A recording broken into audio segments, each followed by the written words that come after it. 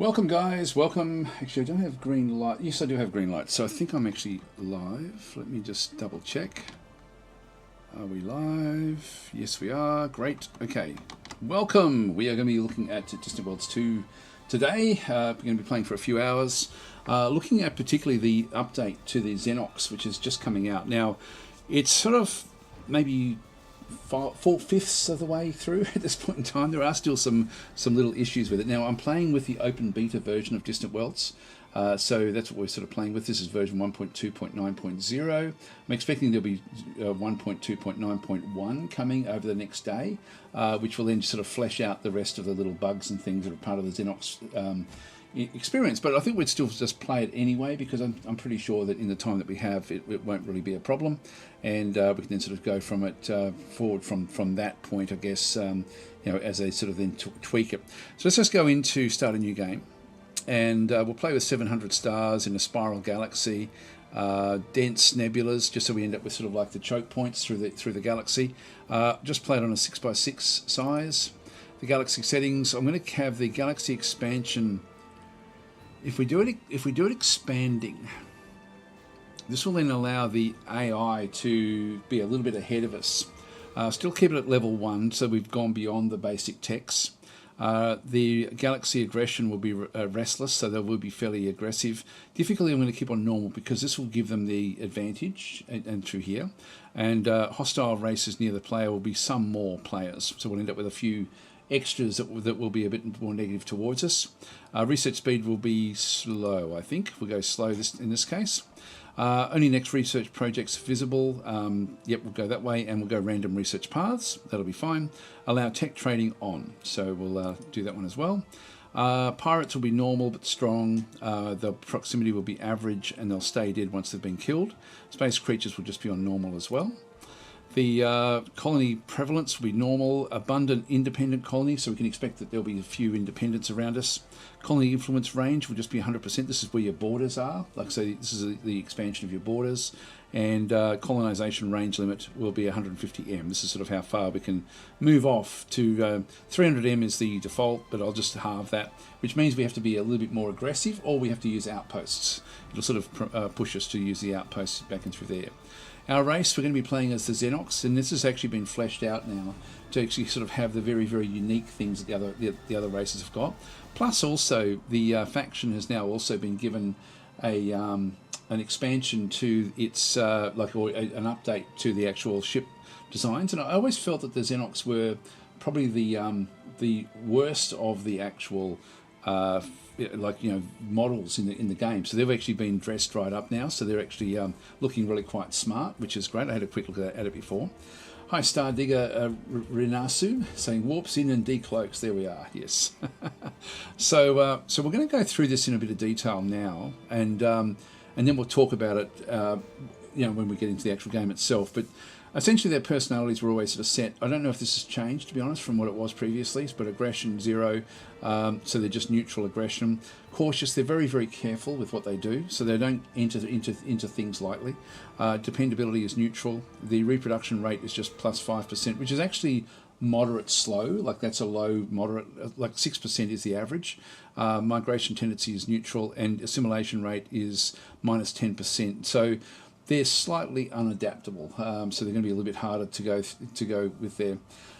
Star Digger then saying I came in through here to get a fair few hints. Okay, well, just ask questions if there's anything anyone wants to sort of see or understand.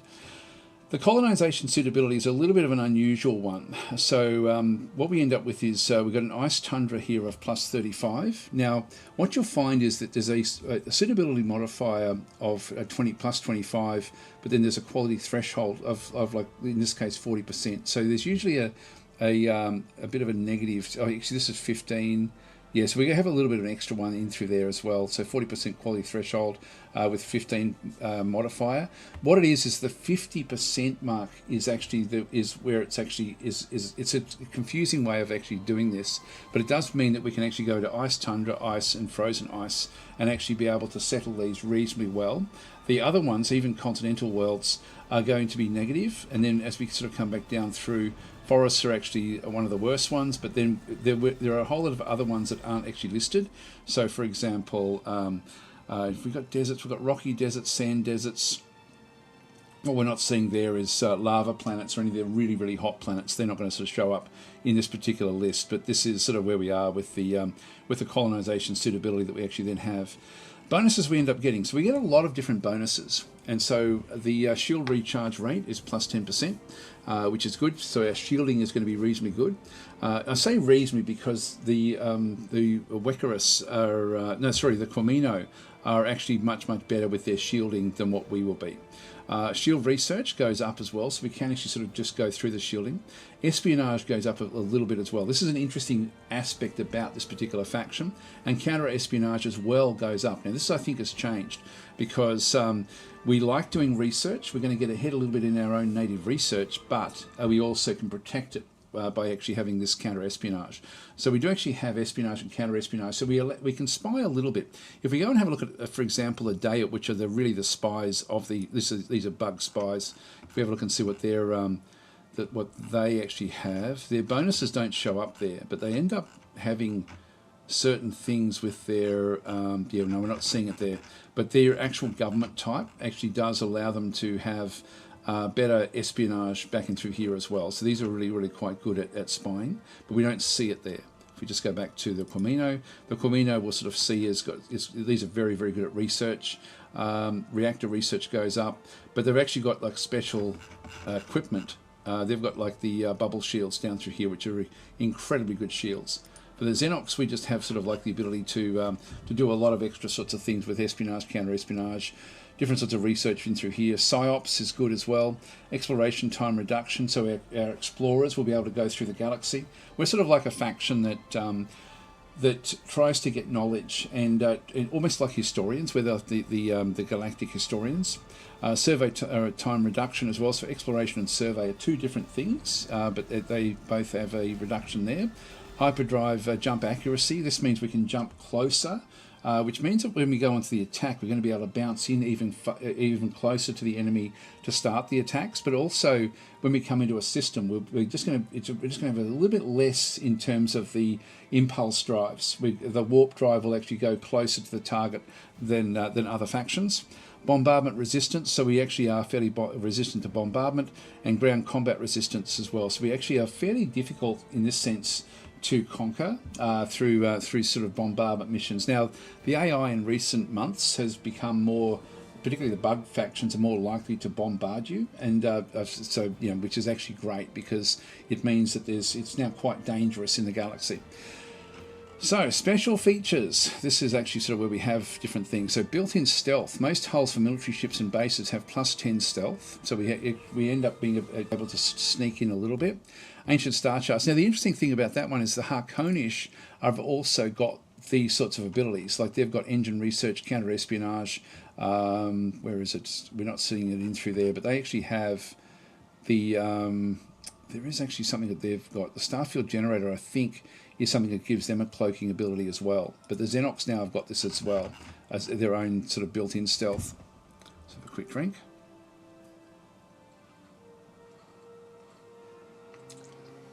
And we have this ability, Ancient Star Charts. Exploration ships scan and survey 20% faster. All ships have 20% better hyperdrive jump accuracy. So that's what we saw there before. Exiting their jumps closer to the target at foreign locations. So again, better for attacks, but also better for exploration. Wonders of the past. When a ruins is investigated, there is a choice of plus 10 Empire happiness or plus 20% scientist quality and appearance chance for 1 year. So when we actually find a ruin that hasn't been investigated by anyone before, we do get this particular ability in through here as well. Predictive history. When a ruin is investigated, can choose to get improved diplomacy and intelligence for 2 years, but at the cost of reduced research. So that's actually something we can do if we do need it. Preserve the ruins. When establishing a new colony at a location with ruins, there is a choice to convert the ruins to a free governance facility or keep the ruin, but with increased bonus levels. So, when establishing a new colony at a location with ruins, choice to convert the ruins to free. Yeah, that's actually interesting because we can really do an evaluation on the ruins themselves to figure out whether that's something we want to be doing. Now, I'm not sure if that's also for outposts. I'm assuming not for outposts. I'm thinking it must only be colonies. Subterranean cities, all planetary facilities have plus 25% bombardment and ground combat resistance because they're underground. The unique leader trait, archivist, so plus 5% all research and minus 5% diplomacy. So this is when we sort of keep away from other factions a little bit. Acquired when investigate a ruin with any bonus of 10% or higher. Okay, that's interesting. So that's the archivist. So when we actually discover things, we close shop a little bit, but our research goes up. Unique leader trait is ancient lineage. Ensures the character only ever has positive traits. Any negative traits will be charged to positive ones. High chance of acquiring when investigating a ruin with an all research bonus. Okay, cool. Unique scientist trait, living in the past. So these are traits we may get with our scientists. Minus 5% all research, but greatly increased chance of critical research breakthroughs. Acquired when investigate ancient guardian vaults. Okay. That's going to be, yeah, we'll be trying to follow these and find these ancient guardian vaults. This will be important to us. Unique ambassador trait is manipulator, so minus 10% diplomacy, but plus 10% psyops. So this sort of allows us to then do better spying once we actually sort of get into the actual, into meeting other factions. Acquire when signed treaty with another empire, and this is a unique spy trait is secretive, so plus 5% counter-espionage, plus 5% concealment. This is good for us, so it means we've got very, very good spies. So colony growth resources, so Cassotti, if we can find Cassotti, it's going to give us a boost just for the Zenox of plus 7%. Starting research, now we're already started at level 1, so early beam weapons, missile weapons, ground combat and early energy deflectors should all be in level 0, so I'm thinking that we'll already start with all of those. We then actually have unique tech for ourselves, and we've got the super long range scanner, which actually then, and we've got the Zenox super stealth, we've got the long range crystal sensors, we've got a whole lot of different sorts of sensors that we actually end up having. Extended range crystal sensors. These things in here sort of get rid of or replace the long range sensor arrays, the ultra long range sensor arrays. We've got our own star beam, which is better than the Shadow Force beam. The Thuon beam large is also replaced by these as well. We have our own Megatron Z4 shields. These replace the Ducalos shields, the Talos shields, the Covidian shields, and the Meridian shields. So all of these get replaced by these Megatrons, which are better.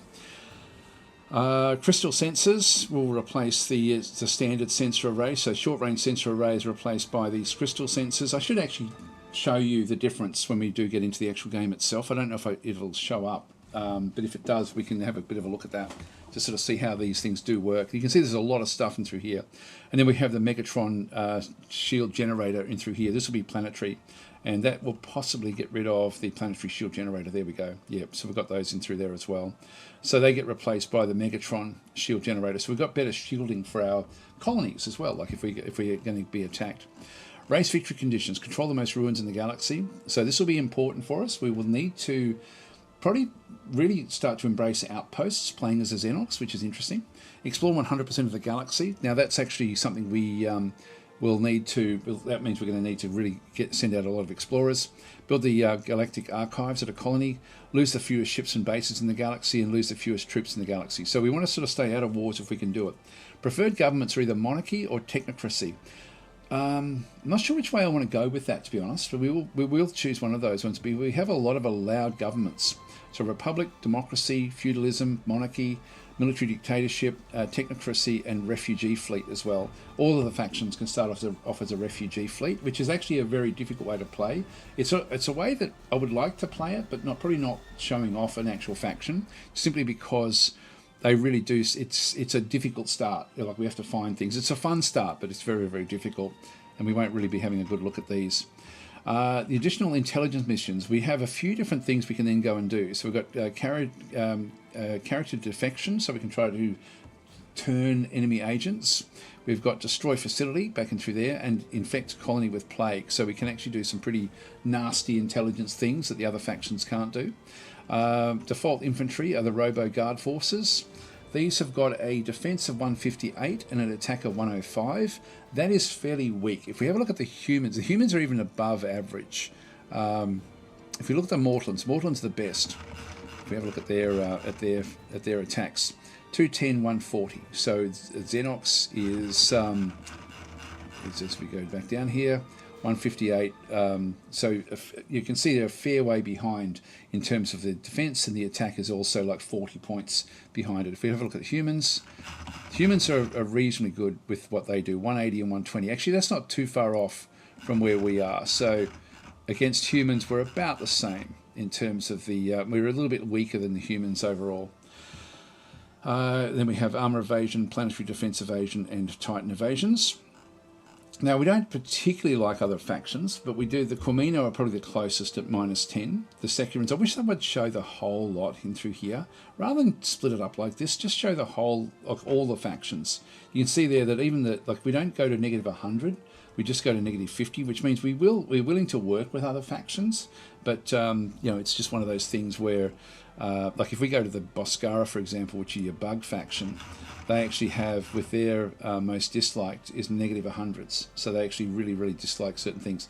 Again, just give us the full list. It would be so much more beneficial than doing it this way. All right, let's go to Empire and Government. So now we've got allowed by race. If I go to allow any or allow the, it's going to have to choose one of them. Now, if we go with monarchy, let's just go with the two preferred ones. Hi Andrew, how are you going? Great space cats. And Tuna is saying hi, and Mike is as well. But welcome, guys. So with the monarchy, back into here, we end up with war risk reduction of +30%, counter espionage of +10, colony happiness of -5, high tech research goes up, troop recruitment. So if we're in a combat situation, let's just say we come across bugs, like as in, you know, Boscara or Daots or Gizarians or something like that, we might flick across to a monarchy. But I'm thinking what we'll do is we'll start off, if you're playing as a monarchy, you also have a flagship. But we'll go to technocracy in through here, which means we have lower growth, but we then go better with our all research. Our counter-espionage goes up, the high-tech research goes up as well, colony happiness comes down a little bit, the colony corruption reduction goes up, mining rate goes down, so we're more about doing research. The appearance chance for ambassadors goes up a long way, admirals, generals, scientists and spies all goes up. Leader quality goes up as well. I think we'll start here, and these last for 80 years. So, and it's a fairly disruptive when there's a direct appointment changeover, and they only come from scientists. This will then be disruptive at that point in time. The startup situation is research complete on exploration scanners and planetary exploration, which I think we get the planetary one. Exploration scanners we don't really need playing as a Zenox. So let's go that way anyway, I think. The negative with this is the growth. The growth and the happiness. This is going to stifle us a little bit, and the mining rates. Let's go to starting situation through here. So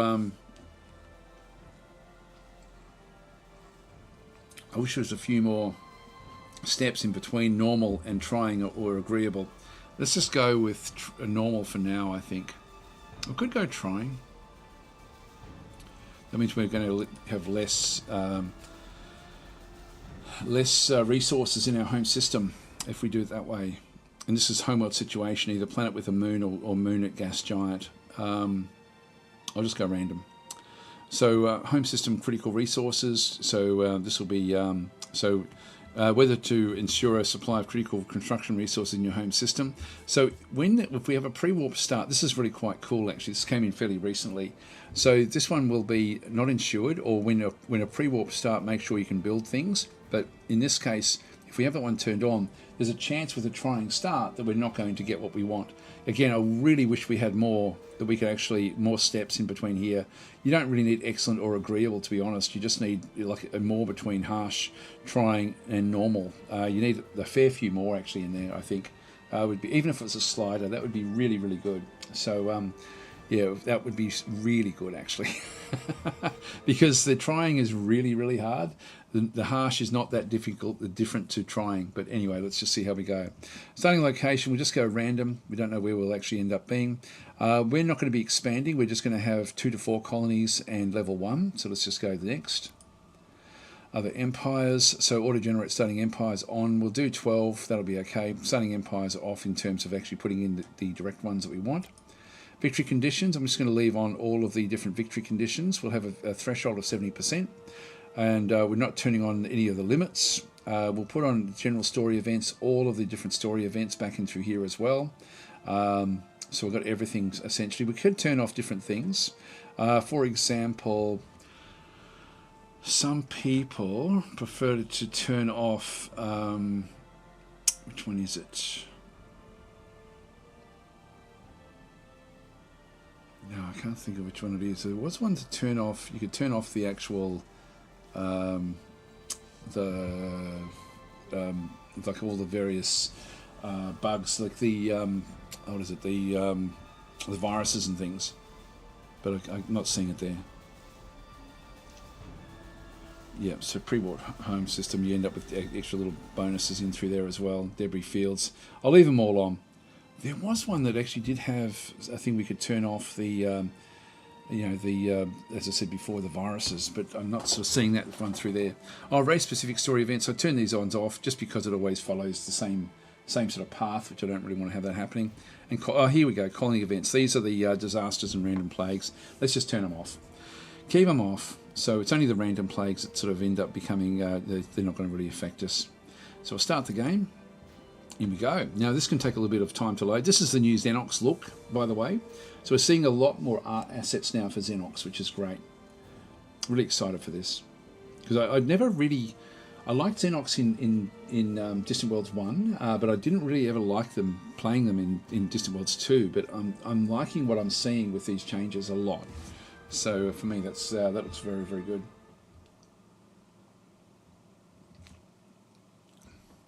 Again, we're on the Ice Worlds with the Zenox. Hi, Kay Shizzle, how are you going?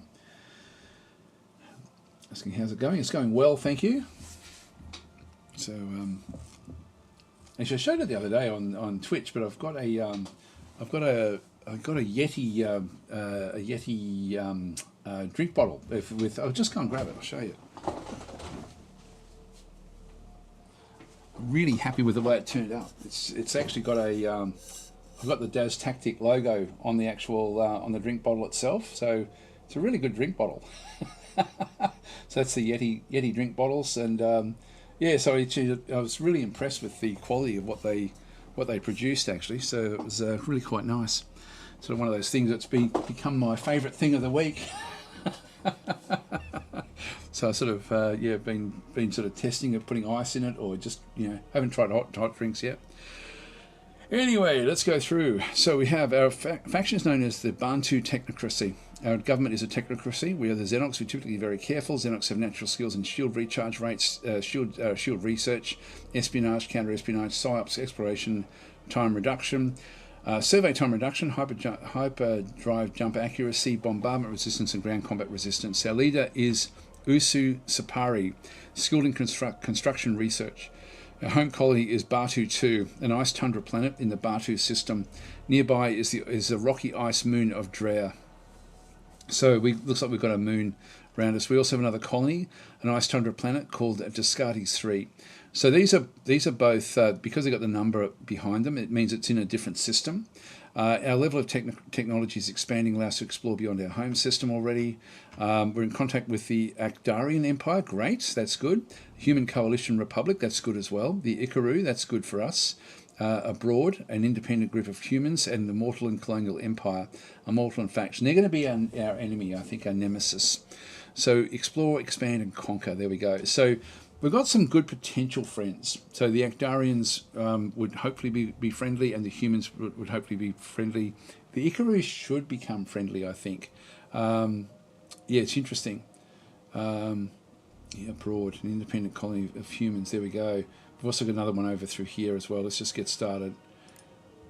So we're in the middle here somewhere, which is quite nice. In we go.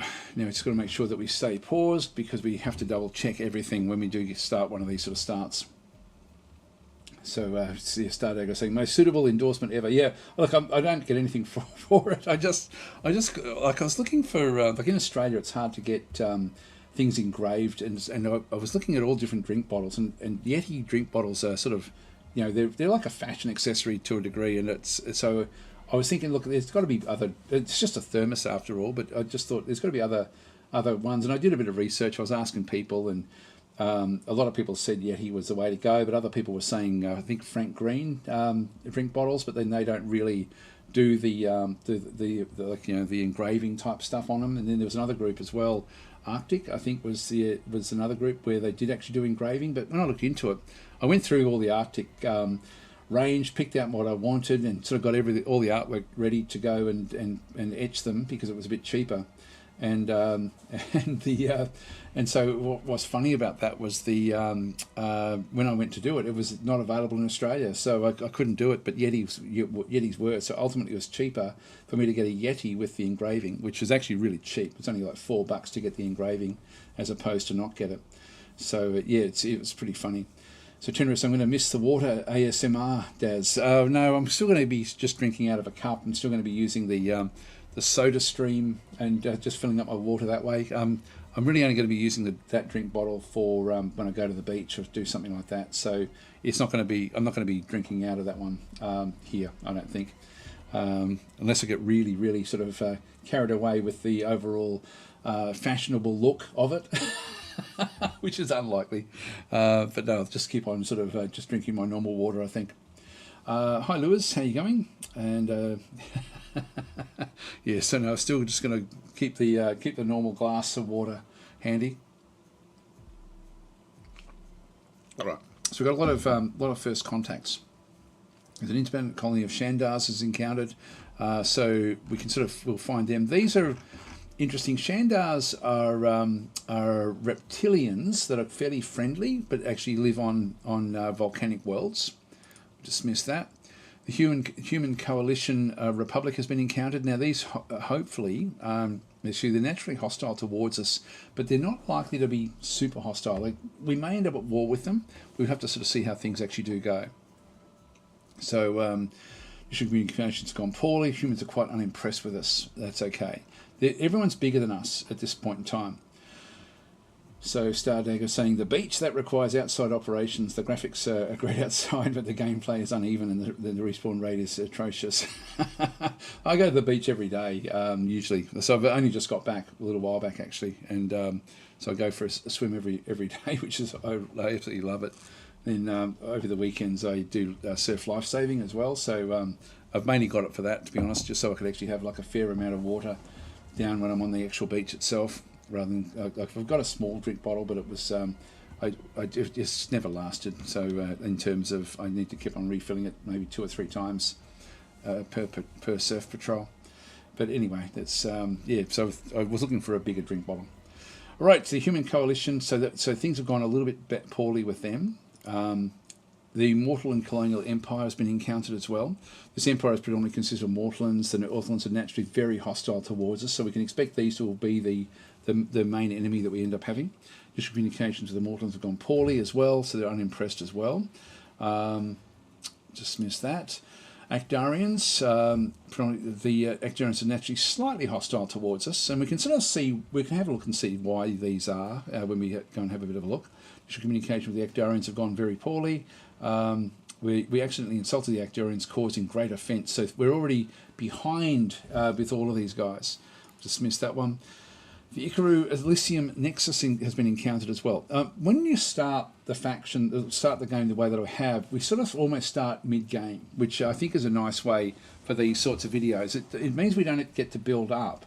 We have a situation, and one of the thing when you do start this way, you do have to rapidly get what you need to protect yourself in these sorts of situations. So you don't start off with much of a military, and we will need to focus. That's why it's very important that we keep it paused before the AI can step in and start to order different sorts of units and things. If I had started pre-warp, I would be able to ease my way into the actual game itself, but not in this case.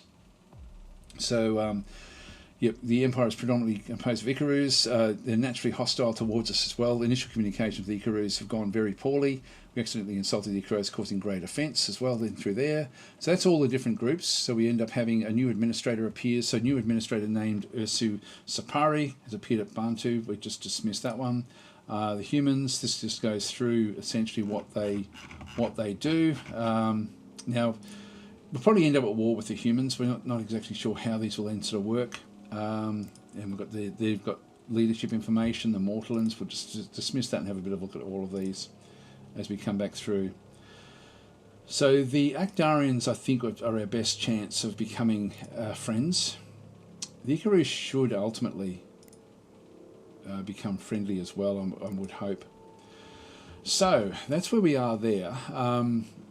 Let's have a look and just have a look at the actual changes now to the actual overall look. Now this one, there are changes to the overall look of the. If I just press tab, I can then sort of go down and have different sorts of a bit of a look at the different sorts of modelling on the actual game itself.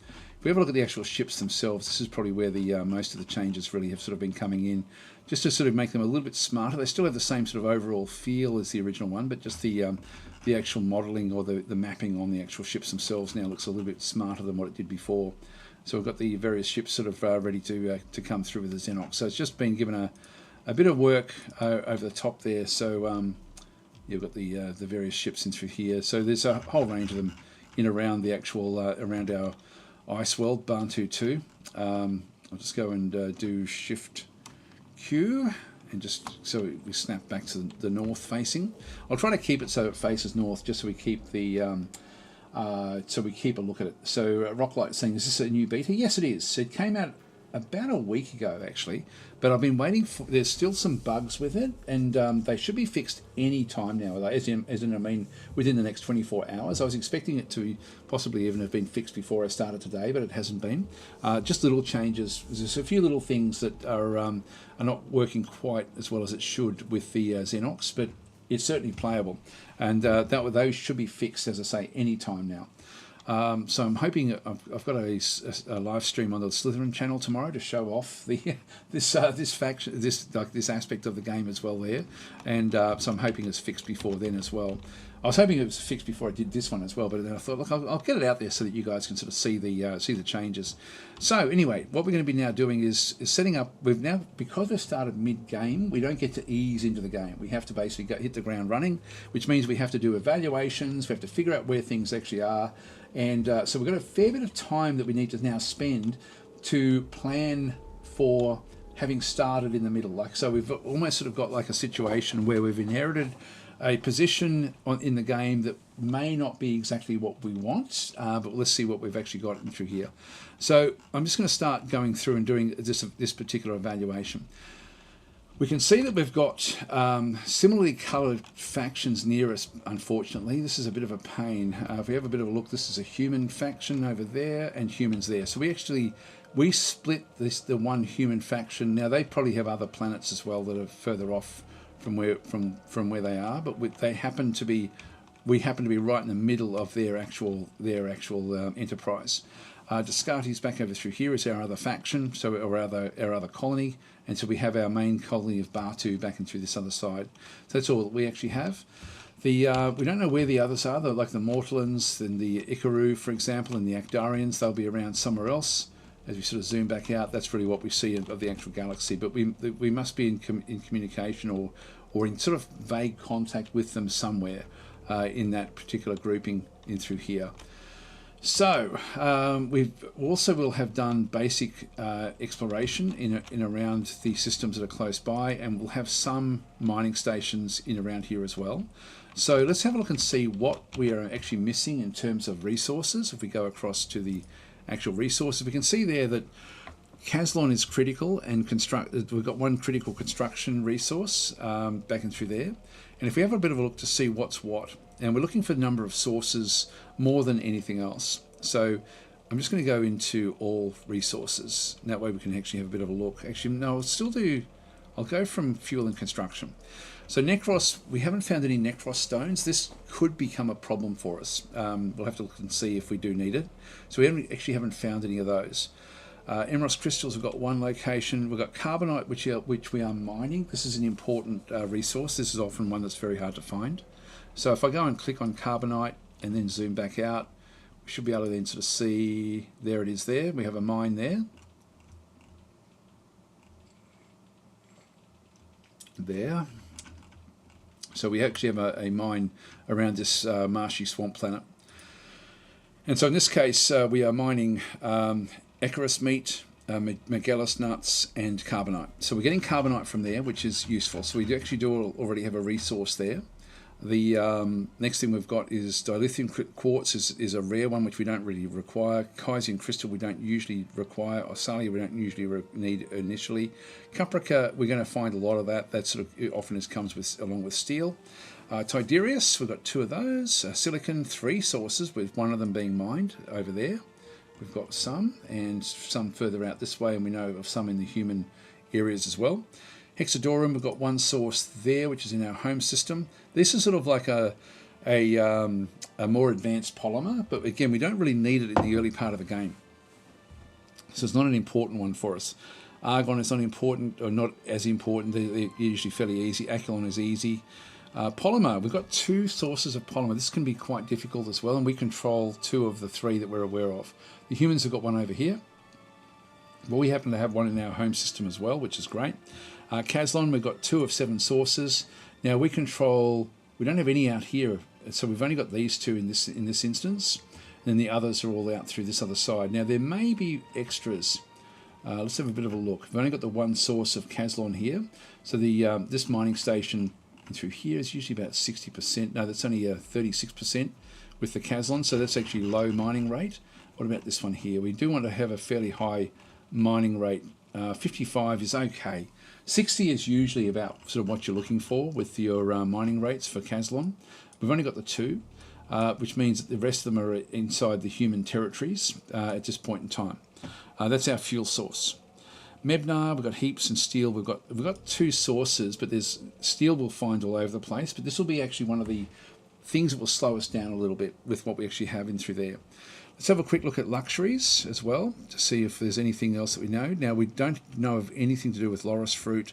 Just go back through. These are all zeros in through here at this stage. We will find more of them.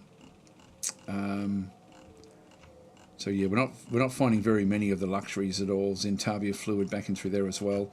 I'm using a mod, by the way, to colour these, which actually makes it a little bit easier to sort of see what's going on. So we have, like we're aware of a few of these different things. We've got the Raphidium ale. Yeah, so we've got a few, and then we've got some sources that we actually have ourselves. So what we're looking for was, we have a race-specific one that is going to be important for us to find, Casotti. We don't actually know of any of those, so we've got no source of those at all. And Caribbean spice, this is like June, Arrakis, with the spice. It's usually on desert worlds. We haven't come across that yet either. So that's the resources back in through there. This is the fuel tankers. We don't have any fuel tankers. Mining ships, we've got a few of them. Again, when we unpause the game, they'll then go off and do their own thing. That's interesting. They're all, except for one of them, is in the Discardi system. So they'll go off and actually mine what they can. We've got new mining locations. And so this is where we may decide to build up different types of locations. It's suggesting that we've got a potential mining station back in through there. We also have, this one here has got very, very good Mebnar and reasonable steel. It's mainly steel is what I'd be wanting, actually. So this one, is very high in Mebnar and pretty good in steel as well, but it's not actually part of our home system. We're better off trying to aim for the home system if we can. Anyway, let's not worry about that one so much. And we've got the actual mining locations in through here again. There's our Caslon mines. That's the carbonite as well. And then we have other different, actually that's pretty good there. The steel 94% is okay. It's not fantastic. So we've got a fair few different mining stations back in through there as well. Plus we actually have the home worlds with what they actually then got to do. But anyway, that's sort of, at this stage, I'm not concerned really about anything except for, let me go back to the fuel and construction resources, is except for the Necros stone, we don't know where that is, and the Emerald crystal, we don't control that either. They're the two that are really going to be slowing us down, so we're going to have to probably end up trying to trade with them. We may have to really try hard to end up being friendly with the humans to be able to then go and get the Emerald crystals from them, unless we can find more Emerald crystals. If we go to exploration, This is the different exploration ships that we actually have. They've got no mission at this point in time. We can then have a look to known stars, planets and moons back and through there. That just gives us indications as to what we do know, what the names are, what's actually there. This is actually new in the game, by the way. Just going through all of the different planets and moons and stars. So we've got like a whole big long list now of resources. And we can then go and do more things from here as well. Like we can start to sort by very specific types of planets and moons. So this has only just come in very, very recently into the actual game itself. We can search for known items now as well, which we couldn't really do before. And so this one does allow us now to search, click and type here to search for any items by name. So we can go and, if we were aware of the name of something, we'd be able to then, like for example, we know that there's Stonart back in through there. If I go and search for that, so Stonart, there we go, Stonart 1, 2, 3. So we've got the sun, we've got all these different things, mining stations, so on and so forth, which is very, very cool. So we do actually now do have that sort of filter. Known ruins, we don't actually know of any ruins. Now this is actually bad for us. We need to find them. Abandoned ships, we don't know any of those either. Special locations, we don't have any of those just yet either. So we'll need to find those. Let's go back to the actual the automation. If you go back to your Empire settings, this is something you should do at the start of every game, by the way. First thing you should do, not just to do what I do, but certainly before you start to unpause it, is to go back to your advisors and automation. Now I do actually have it set to default, which is fine. I tend to keep it on default, but then just go down to the bottom of this list and change the fleet ship management to manual, the fleet ship postures to manual, and the fleet formations to manual. That way the AI doesn't get involved in the management of fleets. But initially I want it to be in control of everything else. I want it to give me guidance as to what's going on. These automation settings really do set this game apart from any other game. This is it looks overly complex, but it ultimately makes your life a lot easier. Actually, I've noticed that I'm sort of probably a little bit too far up in where we are. I'm just going to move my head down a little bit. Just bear with me. Just pop it in here. I think it's fairly safe there. I've got to keep enough space so that when I'm doing the ship designs, it's you can still see what's going on with that, because we're going to be needing to do that one fairly soon as well. So anyway, that's actually now been set up. It does take a little while to go through these to do it properly, and because we're playing, where we're going to be a little bit behind everyone else, we do need to make sure that we hit the ground running pretty hard. Right, so that's the as far as the economy and the funding levels, I'm just going to keep all this on automatic, so we don't have to worry about that one through there. Government, again, we saw the bonuses we get with going with the technocracy back and through there. We can then have a look at all of the actual bonuses and what they all are. If I hover over them, we can see there that all research we're getting plus 10% because we're a technocracy. Construction research from the leader. Shields 15 from the being Zenox. High tech is from the technocracy. So we're getting all these different bonuses across through here. We have a few negatives as well, but we'll come back and have a look at those as required. There's our leader, and again we can see construction research goes up a little bit. So he's actually got some bonuses in there. So he's a scientist himself. That's what we need to do there. Diplomacy. Now we see the negatives in through here. The easiest one is the Actarians, but we don't know where they actually are. Now what we can see through here is that our rust factor here with the Actarians is actually going up a little bit. And so if we have a look at, if I just go and click on those, we can then sort of have a look to see what's going on through here. So we have a -6, but it is improving at 3.5 per year. So this is actually a good thing, actually. So I'm just going to go and lock in. That one's fine, yep. So this one here, we've got the neutral with us, trending upwards at 3.5 per year. We like your style of government, so they're also a technocracy. Yeah, they're also a technocracy. That's why things are going to be so positive. And so we end up with a plus 2.7 because we're both technocracies. We're troubled by your strange alien ways. This will rust away at 1.8 per year, and so that will trend downwards, and we distrust you because of our limited experience with you. Now, we started off negatively with them, which is reflected here, but it's not terrible, and so that will then become better and better over time. And we have an automatic, like the AI has decided that we want to befriend these if we can do it. And so it will then try to promote ideas that help with our befriending of this particular faction.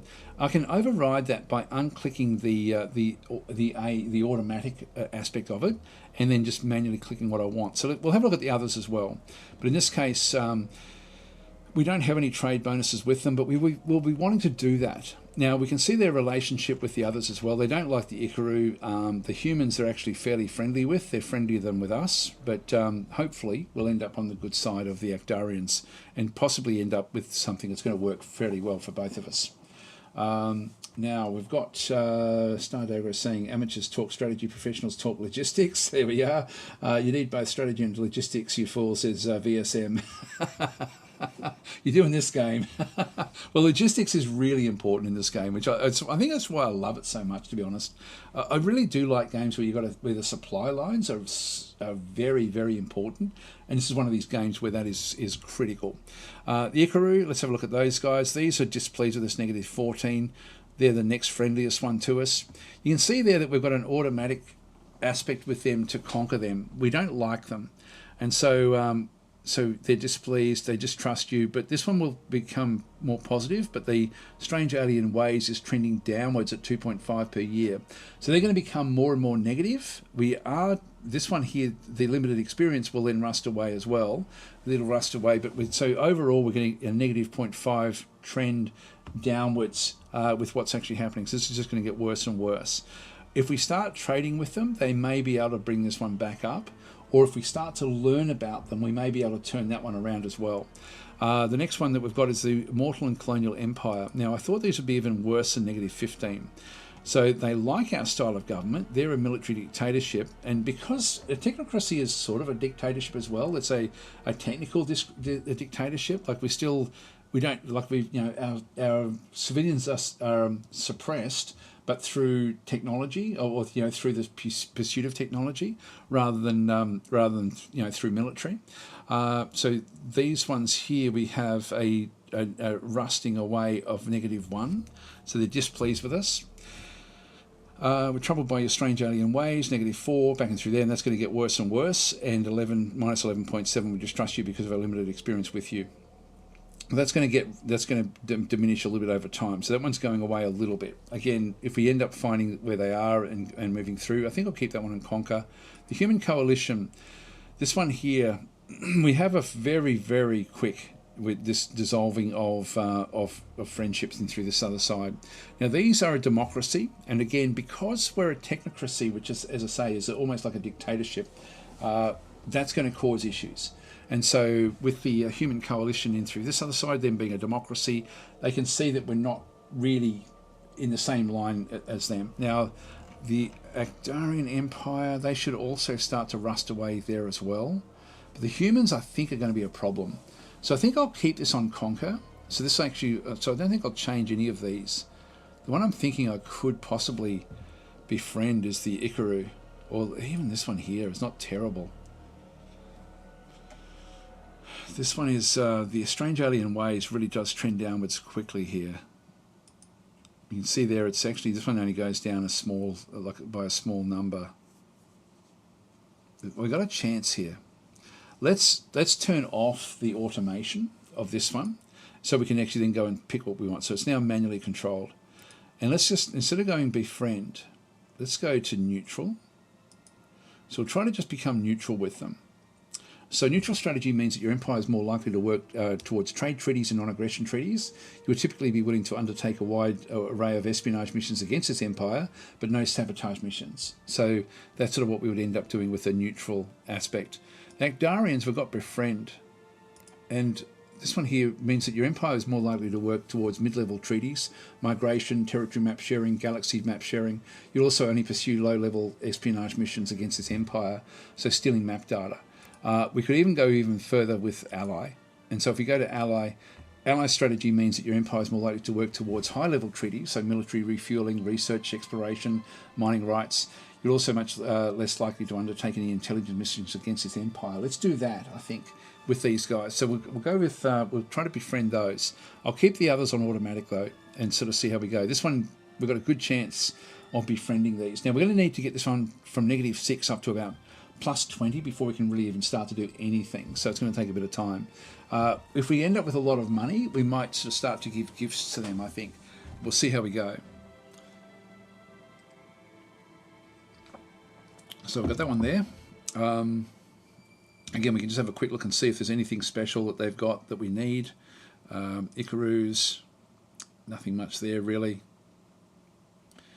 Mortlands, there's nothing special. They do have Necros Stone and Emerald Crystals. So that one may be ultimately worth, trying to befriend at some stage. Again, if we leave it on automatic auto, the AI can change that setting. It's a very important setting, that one. You've got Necros and Emerald Crystals as well. Carbonite, yeah, that's okay. Yep, that's okay as well. All right, so that's that one there. Pirate factions, we don't know any of them. Independent colonies, we're aware of 2 of them. I'm not sure why it's not showing up. We know that there are 2 of them that we had come across. Anyway, we'll find out more about them. Alliances, we don't need to, like, that'll happen later in the game. That's a sort of like a federation. This comes with the Return of the Shakturi DLC. Ambassadors, we don't have any of those just yet. Spies, we don't have any. And prisoners, we don't have any. So that's fine. Just leave that one where that is. Characters, we don't actually have any at this stage. Colonies, we've got the 2 different colonies back and through this other side. This will, when we unpause the game, we'll then start to see really what we're actually earning from both of these. So Batu 2 is actually our home world. New colonies and outposts. We do actually have, that's not bad. We've got Havakortu back in through here, which is a moon. An ice tundra moon. And this one has got no resources, but does have a high colonization suitability of +36. That's something we'll be wanting to go and get. And we also have one called Pell back over here, which may extend the border. We don't know which side the humans are really sort of set up on at this point in time. Don't have any colony ships, planetary facilities, or artifacts. We might just come back to these ones as well to see what we can actually go and build. At Batu 2, this is actually our main location. We can build armor barracks for invasions. We can build robotic troop factories, which we don't really want to be doing. And we do actually have the troop cloning facility, which is probably where we want to start. This is going to cost me, though, a fair bit, and I don't want to do that just yet. So this will be 10,000 credits, and we've only got 37,000 at the moment. So so we will eventually get there with that. Let's just leave that one where that is, and close off the factions there. We have certain things we can then go and build: explorers, space docks. We'll come back and look at at those in just a minute, because we are going to have to now deal with the pirates, and we're going to need to have a couple of fleets at least. Maybe 3 fleets ultimately, just to deal with pirate fleets, pirate ships initially in the game. So we've gone through those. We've gone through this exploration. We've gone through resources. Nothing else in through there that we need to do. Construction, we do actually have a spaceport. Discardis doesn't actually have a spaceport yet. That's going to be important for us to go and get. So we will need to go and get one there. But we'll do that after we get our initial fleets set up. Construction yards, yep, Discardis 3. Actually, we've got that one there. That's a small spaceport there. Batu 2. Why is that? Oh, this is actually wanting to build it there. Yeah, so it's suggesting that we build this, but it's going to take up half our money, or a bit under half our money, which I don't want to be doing. We do have 3 construction ships, which will also be wanting to go out. They won't use our money. They'll use the private sector money for most of what they want to do. And the build order down through here. I'll come and design my own ships in a minute, so we'll come back to this one. Research. Now, at the moment, we are researching hyperdrive technology, just the Zenox hyperdrives. This will be important, but it's 70 years for us to get this, which is crazy. So we're going to need to shorten that as much as we possibly can. The important thing here is we only have 1 research output location here. New research locations, we don't know of any just yet. They will come. These are our bonuses that we end up getting because of like leaders and so on and so forth, and you know, just racial, Zenox race, in this case, technocracy, government types. These are our bonuses for research, and we don't have any scientists yet, but that will change over time. So if we have a look at the research tree, and I can do it from up here as well. We'll might do that now actually, and just have a bit of a look. So we have the constant beam weapons. We've got early beam weapons as constant, like this is the particle beams. But then in level 1, so this is level 0 is here, which is sort of like your pre-warp, and then going beyond into the starting point for factions. But we started off in tech level 1, as did everyone else as well. So everyone gets these. But we have the star beams. So this is a beam weapon that we have that's specific to us. And so we will actually be looking to use these on our ships. These are fairly small in terms of the actual overall size. It's size 30. So if we compare them to the Thuon beams, the Thuon beam's smaller. It's 28. So that's actually a bit smaller. It does 24 damage and 20 at max range. Ours does 17 damage. Now it's at 4.6 per second. This one is 2.8. So we end up doing a lot more. We've got, even though we do less damage with this, it's there will be other benefits. We've got shots per volley 2, and we have a volley. Where is it? The firing rate of 7 seconds for the star beam. So we can see what's this one here is. I thought this was, it's a 7.5. Only 1 shot per volley. So essentially, it's a smaller weapon that we actually have, the star beams. The Thuon beam is overall a smaller size, but it's a single mount, a single beam weapon. Ours has actually got two weapons in one. So we've got two shots per volley, which is why we do more damage. That's 1100 range. Ours is even less at 1000. So essentially, we've got the you can see there the damage. The star beam. The damage is 17 there for this small as well as the medium. It's the same mount, but we have a double weapon mount for the mediums, which is exactly double the size actually. So that's essentially what happens through there. So that's specific to us, and then eventually we can get this multiple beam weapons in through here as well. So we end up with slightly better range. We've got the version 2 essentially. So we end up with just something a little bit bigger. But you can see there the damage per second is higher than the other weapon because we do 2 shots, but we do less overall damage per shot that goes in. So it's going to be interesting to sort of show how that one actually does work. We do actually have the small iron cannon back and through there as well, which is good. What else do we have that's specific to us? As we come back further down in here. So we don't get with the shielding, we don't get the advanced deflectors. These are the deflection shield generator. We end up getting the ultra fast shield. This is the Megatron Z4. So we start off with this one already, and this is actually worth seeing what the difference is through this other side. So we've got a shield strength there of 270. Now the shield penetration chance of 20% is still bad, and so this is not that different from what the other one actually is. But we do end up with a recharge rate of 1.2. We have a look and see what this one has got. This one's got a shield generation. 20 and then 50% of the damage will then bleed through onto the next level of the ship.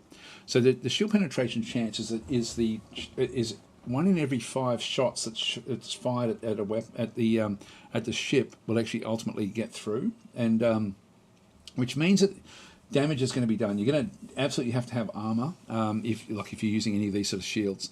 But 50% of that damage then goes through to the next level. For us, we have a little bit less going through. We still got the 20% shield penetration chance, but we only have 40% bleeding through. So we have less damage coming back in. The recharge rate of 1.2 as opposed to 0.6. So our shields charge up twice as fast. And that's the big benefit that we actually have. So the main thing we actually end up having is the ability to charge up our shields really, really quickly. Have a quick look at this one again. And so we're using 6 energy per second, whereas this one only uses 3 energy per second. So we end up really sort of saturating the energy from the ship to push the shielding to come back up online again very, very quickly. So it's good. It's not great, but it'll certainly help. Iron damage defense of 15 for ours. Theirs is iron damage defense of only 10. So we do actually have better protection against iron weapons as well. So which is again a good start at the start of the game. Now we do actually end up having the compressed energy stream in through here, which will give us the Megatron Z4 Shield version 2. And you can see there the shield penetration chance then halves to 10%. And that's actually ideal. because that's going to mean that only 1 in 10 shots goes through. And so that's actually going to be very, very important. And then our shield recharge rate goes up even more. So we end up with a much higher recharge rate for those level 2. So that's actually going to be worth getting at some point. Other things we actually have and through here, just having a look at the unique stuff that we end up getting. So we've got the penetrating scanners. So down through here, this is actually where we end up having some interesting things. Oh, there's a placeholder. So this is the sort of stuff that will be fleshed out in the coming day or so, I'm guessing. So we've got the penetrating scanners. Everyone's got these sorts of things. These are just trace scanners on the ships if we need them. Down through here, we've got basic sensors, which gives us a proximity sensor array. Then we come down into, these are the improved sensors, which is the standard short-range sensor array on most other ships. For us, we actually end up having the crystal sensors. And so these give us a lot of different bonuses. Again, this is worth actually talking about. So the iron defense there of 2 versus 1. The countermeasures of +3 and the targeting of +5. So we actually are more accurate to avoid getting hit, but also to actually target enemy ships as opposed to 2 and 4. So just a 1% difference, but that can ultimately be substantial. The scanning power is 100. Ours is 150. So we actually end up with a better scanning overall scanning power. The scanning range is 3M. This one here is only 1M, so ours is 3 times longer to do the basic scanning. The trace scan power of 75. Ours does a trace scan of 88, so a little bit higher. The trace scan range is 500,000 for ours, only 125. So you can see there again about 3 times the size, and then the jump tracking 10%, ours is 20%. So it's much more accurate in the actual scanning that we end up doing. The long-range crystal sensors, this is actually our long-range scanner. And so this replaces the normal long-range scanner in the game. I don't think we can even, yeah, there's the long-range scanners there. So we want to be getting this one fairly soon if we can get it. This is going to be important for us to be able to sort of then just go and track. So, I mean, ultimately that's actually not bad with what they actually have through there. So ours is very similar, but this is the one that's specific to us. Basic colonization, we've got those in through that side. There's don't think there's anything else that's specific to us down through this other side. Planetary governance is something we will be wanting to get fairly soon. Now, we possibly will be wanting to get the Acdarian diplomacy, just get this one so we end up with a knowledge of languages, improved our mutual understanding. So by doing these things, we can then improve our relationship with the different factions. So we'll probably do that with the Acdarians. We may even look to befriend the Mortallans and the Ikaru. So these are actually 3 that we may do. They're going to be fairly fast to get these. So it's still going to be too, like I don't want to be investing in that just yet. Anyway, there's a lot for us to consider with the research, but ultimately just having a bit of an understanding as to what we're going to be getting. I think we'll ultimately just use beam weapons on our ship because we do actually have that benefit of using those. So let's go and exit research and have a quick look at our actual military. So our military ships, actually, there's nothing else in research. We've done all these, haven't we? Yeah, we've done all those. Just go back this way. So the retribution of Batu back and through this other side. This is a, so we've got a few different ships. We've got a frigate there, an escort, and a troop transport. So we don't really have much in the way of military at all. So, so I'll just read a few more of the comments there. Drexy's saying, did they fix the spaceport? You got a graphics mod. I'm not exactly sure what the problem was with the spaceport, but no, they haven't in this update. So I'm not sure what the problem was. I think it was something to do with what you could build on the spaceport, but it's supposed to be coming, I think, tomorrow within the next 24 hours, I believe. That one will be fixed, I think. I hope so, because I'm supposed to be streaming this tomorrow. That's on the Slytherin channel. So it's an expansion of RimWorld. It's an expansion of what happens after you get off the planet. Yeah. Frank is saying, where can I read about the Zenox update? Okay, so you can read about it essentially. I'll just show you where that is. If we just come back across, the easiest way to find these things. There's 2 ways to find it, to be honest. If you just go to Steam, that's one way, and Distant Worlds. So this is probably the easiest way to sort of find stuff out, but it's not the nuanced way of doing it. So I'll show you both. So you've essentially got the, I'll just get rid of that, and then we'll just go back into the, where is it, the Community Hub. And you'll see the state of the game and roadmap, but usually if you go to discussions, there'll quite often be the 1.290 public beta available. So I'm playing the public beta with what we're actually playing, and so when we click on that one through there, what they do is they seem to sort of string lots and lots of changes. So quite often they'll actually have a lot of different things in through here. So the changes in 2.9.0, which came out on February the 14th, have got engine improvements. So with the random number generator, then we have the Zenox faction upgrade. So this build has a partial first implementation of the upgraded Zenox faction. There's still one significant feature missing, and there's some model issues and a bug with the new predictive history feature. We expect to update the Zenox again in next week's build, which is supposed to be coming over the next 24 hours. Initial implementation of Zenox faction upgrade. This had several new gameplay mechanics for the Zenox, which we went through at the start of this session in through here, for example. Anyway, it's got them in through there. Other different things have sort of come through, and then it'll go through. This one was at the end of January. There was other things that sort of then came through. So that was really the first one with the Zenox. So that's one way to find out the information.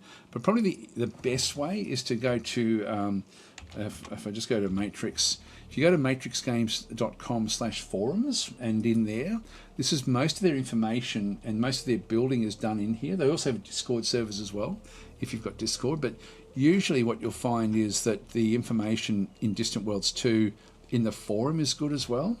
So, and this is actually where most of the actual more nuanced discussion is actually then sort of handled. So they've got announcements back through there, but there's the public beta available in through this other side. So if we have a look at that one through there, we'll see pretty much the same deal with what actually was written in Steam in that particular point.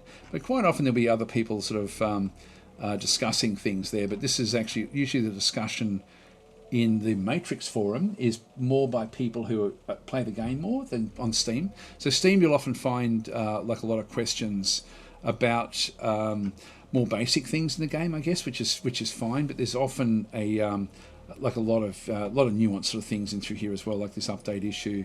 I think we'll probably talk about the. Where is this message? Yeah, there's nothing much there. No, that's okay. But there's some of these. This is not a Steam. This is not the Steam update. This is the Matrix update. Matrix has also got their own version of the game, which is identical to the Steam version, but that's just sort of where they are. But anyway, they're the two real resources for looking at the game. I think the main ones. Hi, Skiddick, how you going? But yeah, either one of those. I look at the Steam one because I know that's where most people look, but I tend to live in the Matrix forums when I'm sort of trying to sort of look at different things with the actual game itself. I'm also part of the closed beta of the game, and that's got a different section in the Matrix forums, which is sort of separate from the public aspect of Distant Worlds 2. But usually you'll find good information in both, to be honest. Okay, so so military ships. We hardly have anything at the moment. Let's go and actually do a deep dive into designing our ships and trying to figure out what we can then go and do.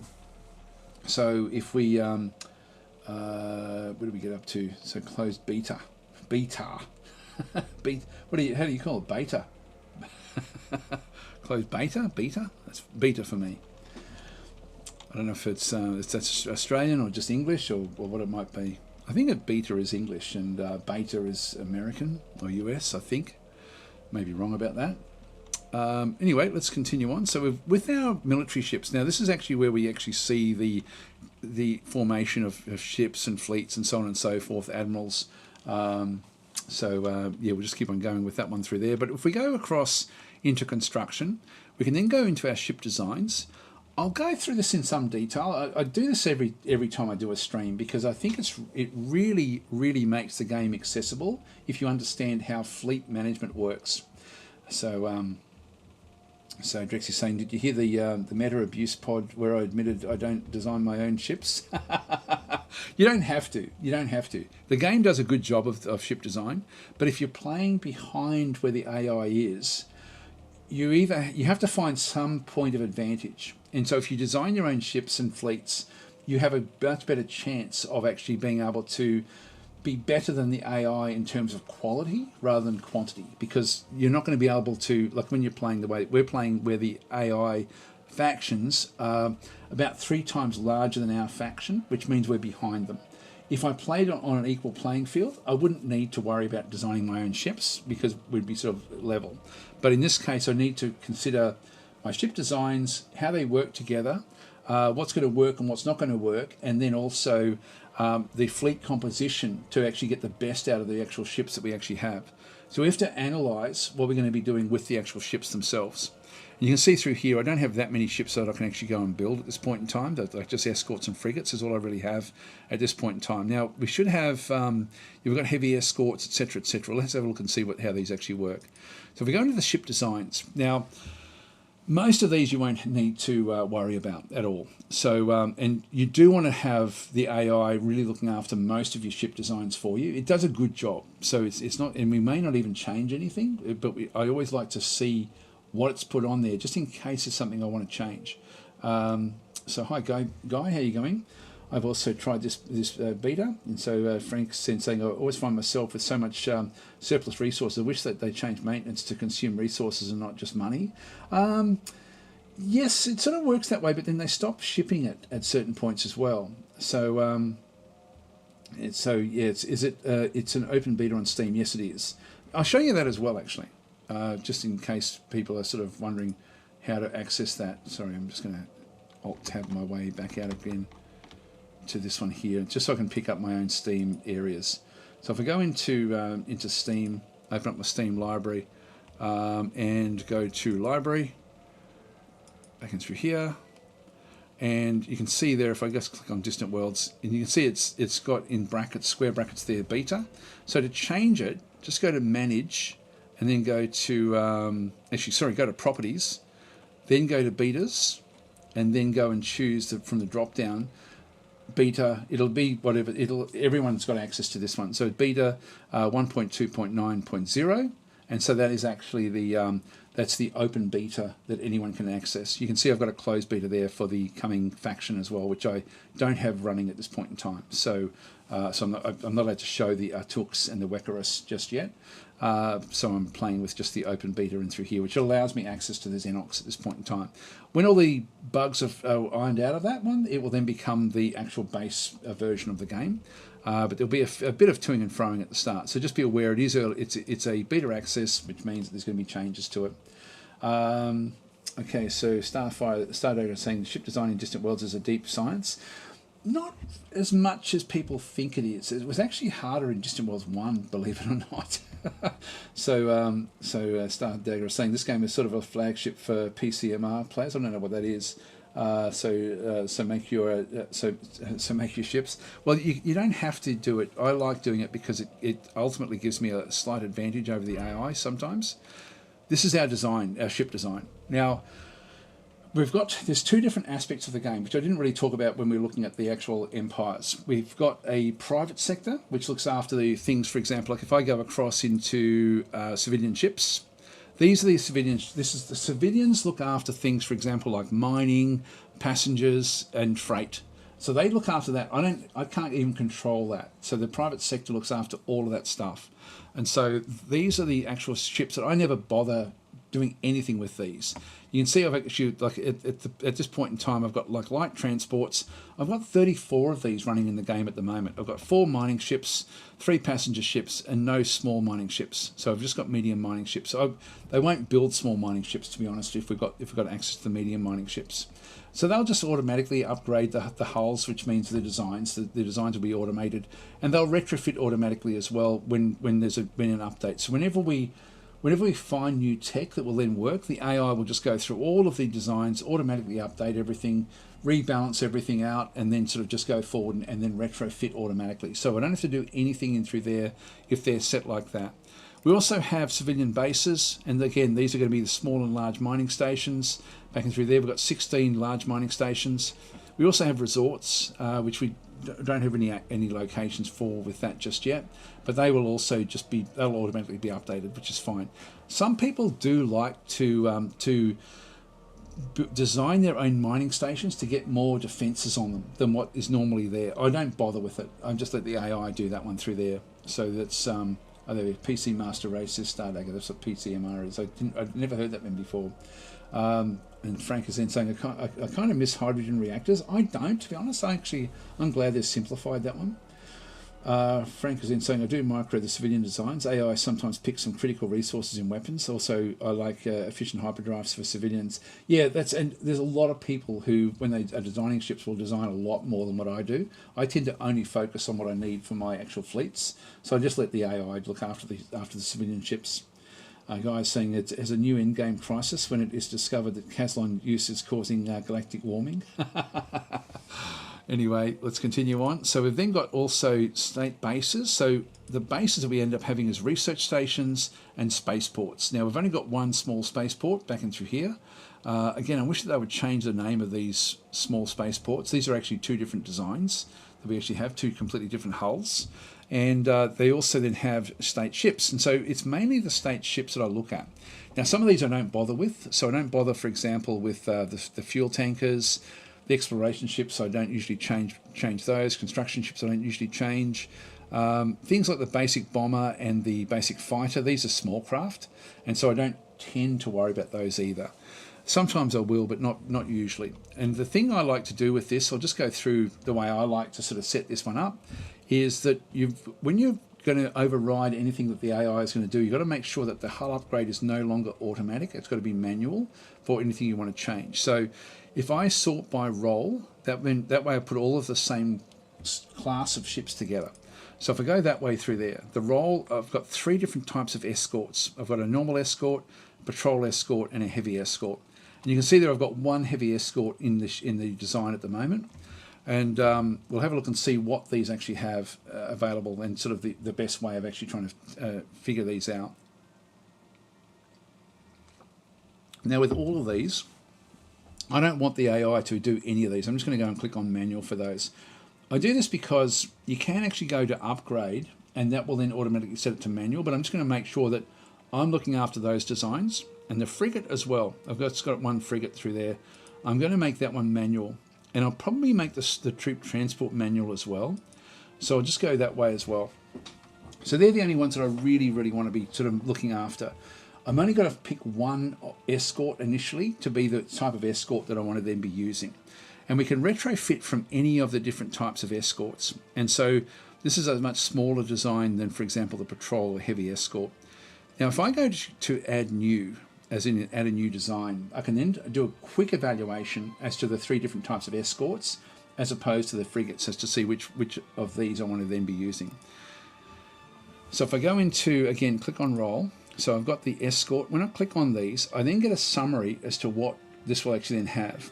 And so this has only got one largish weapon. Now this may be a medium weapon, probably is just a medium weapon. So the basic escort has only got one weapon through there, 2 engines and 3 defenses. The heavy escort has got a small and a medium, I'm guessing, in terms of weapons. So that's actually a little bit better through there. The patrol escort has still only got one large weapon.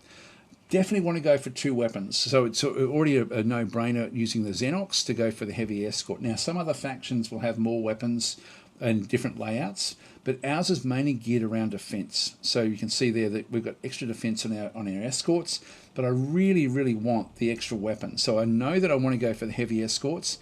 I'm never going to use the other 2 designs, so I'm just going to leave them behind. The frigate has got 2 small, 1 large, which is good, 4 defenses, 3 engines. That's probably going to be our backbone. We may even start there and then figure out what we need from the escort. So let's go and start with a frigate. So just looking at the frigate's larger than the escort in terms of size. You can see the maximum size is 450. This is 415. And then this one here of the lonely escort is just 375. So that's the different sets of sizes. They all have different bonuses as well, like the frigate, the basic frigate, has got a ship speed of plus 15% and ship maneuvering of plus 15. The heavy escort, when I'm going to use, doesn't have any bonuses. The patrol escort has a ship speed and maneuvering of plus 30. The escort in here is just plus 20. So If I need speed, the patrol escort may be okay, but with only one weapon, it's not going to be great. So also the different types of troops we're likely to come up against, we have to be a bit more careful. I like to have point defense weapons along with normal weapons. So let's just go with the frigate to start with. Now I'm not going to manually create a new design. I just wanted to see what this overall component bay was like. So with that one, I'm just going to close that one down without actually doing that one. We're going to go into the frigate, and we're now going to upgrade this particular design. So let's just go through the steps on doing this upgrade. So I can either go upgrade or, actually I've got two of them here, so I do need to go and upgrade. So you've got two frigates. So we go upgrade, and this is our basic design. Now to go through it, what we end up having is we've got components which can be added to the ship, and you'll notice that they're color coded. And down through here we have the design base. Anything that's in white is inside the ship. So these are internals. Then we actually have things that are more both internal and external. So we then have the engines are yellow. So that's what we sort of see at the back there. When I hover over the other ones, they're inside the ship. Then we actually have the weaponry is in red, through this other side. We then have the defences in blue, and then we actually have. And one of the good things that we actually end up having is the ability to have extra sensors as well. So we're very heavy with sensors on these ships. So we have 3 sensors on this particular ship. So this is actually already fairly well laid out, to be honest. We know that our Megatron Z4 shields are very, very strong. Typically what will happen here is when you see the eye, this is an external bay, and so weaponry will always be external, engines will always be external. Sometimes we end up with an extra slot, which again, I wish that they would get rid of that just because it's confusing for people.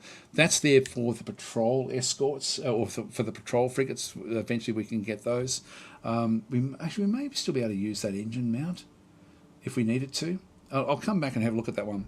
So what we end up having through here is we've got a star beam. If we have a look at the actual slots, we have a large mount there which can take up to 120 tons of weaponry, but we've got a medium star beam there, which, as we saw before, is essentially a 2-shot beam weapon, and so that's actually what that one is through there. Then we actually have at the back there, we've got a sentinel multi-beam defense, which has got a field of fire of 270 degrees. So it can't shoot forward, but it can sort of shoot like pretty much and protect the side of the ship as well as the back of the ship. So we've got one of those at the back. We also have another one at the front and through here, and this was another 270. So we've got another 270 mount at the front. I'm likely to get rid of that. Now these are Sentinel multi-beam defense, which I do like. I do like these particular ones. I'm going to possibly get rid of the one at the front and use an actual star beam there as well. So this is actually 10 points. You can see I've got 7 points left over. So if I ditch this one here at the front, it's now empty. Now to filter through, I've got like a big long list of stuff I can actually go and add to the actual ship itself. These are the things we can actually then go and add. You can see we've even got deflection shield generators if we wanted them. We just are never going to be using these things. We only want the most recent that we can actually then go and do. So if we go across, the thing I like to do here is we've got essentially what's going to be the filter and then the sorting. So we can filter, this has got all components, doesn't matter what tech level it is, all the components will then be shown. But if we go to the latest per category and family, that gives us the better way of doing things. So that way, if we go to the latest per category, it will then only show, it will show a much more limited view of what we can actually get, but the family is important as well. And I'll show you what that means. If we leave on all categories at this point in time and scroll on down, you'll see, for example, where can we see an example of this?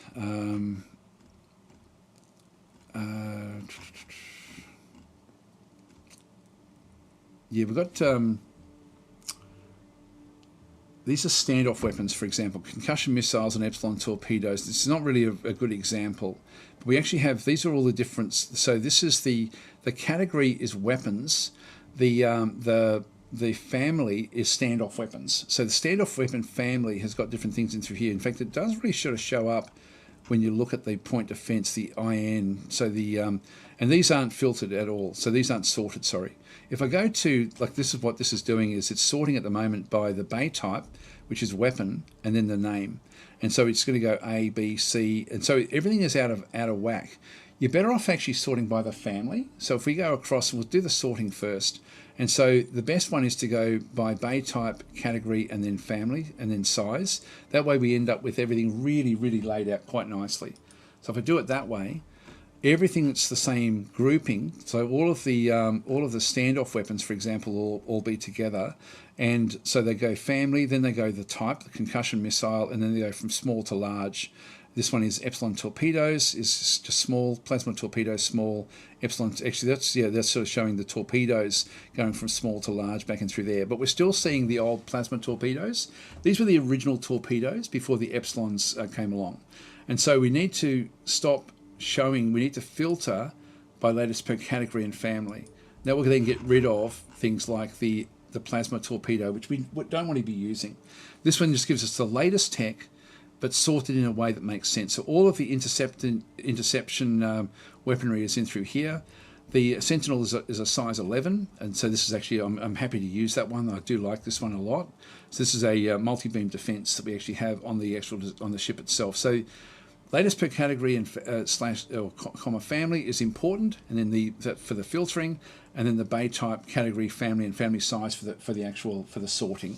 So filter and sort is important. What we want to do is we want to just go back to star beams again, and we've got a size 15 that we can now go and place at the front there. So we'll go and grab, and you can see that this one is size 30, but I've only got us up to size 19 in that slot there. That's empty now at size 19. So a small mount can have anything up to size 19.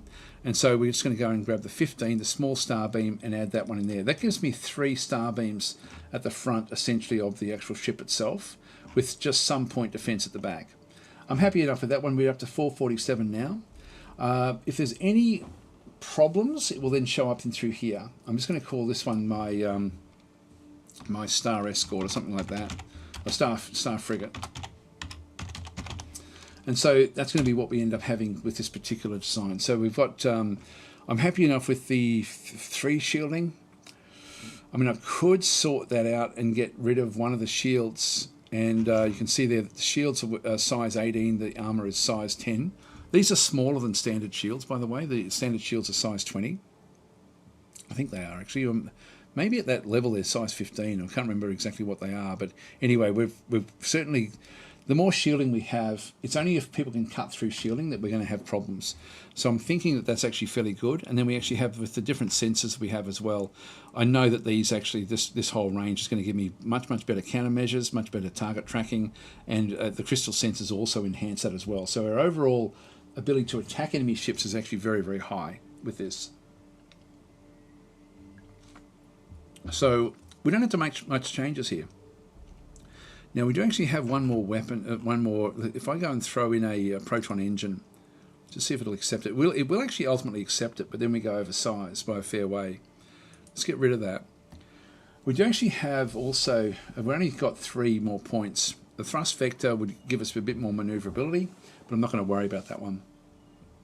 So the vectoring engine would also give us better countermeasures as well by another 5% if we could actually squeeze that one on. But if I got rid of one of the Megatron shields and added another standard armor to the ship, that would probably be okay, actually. That would then allow me to put in a thrust vector into the actual engines.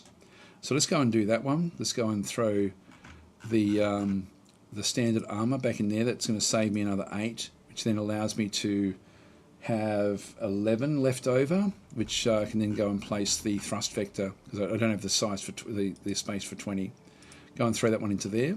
In terms of the internals of the ship, we end up with crew systems, and again, sometimes you'll end up putting stuff in where the crew capacity you might need to put extra crew systems in, but in this case we're doing pretty well. Now we do require Emerald Crystal and Necros Stone to make this work, but initially we're going to have some supply of that, so we need to find our own source of that one. Hyperdrive energy requirements combined with static electricity requirements are higher than reactor energy output. So in this case, we have slight problems with our hyperdrive. So we do actually have warnings in through here. So hyperdrive energy requirements. I'll go through the way that energy works and the way these different things actually work. So you can see there that the hull size we're still 5 under. The hull size overall there is 150, but the actual size itself. So that's the hull plus the internals, etc. Crew capacity is fine. The build cost is okay. Maintenance is going to be 215 credits per year.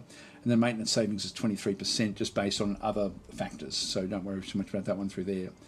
Our rating is 18.1, defense of 90.9.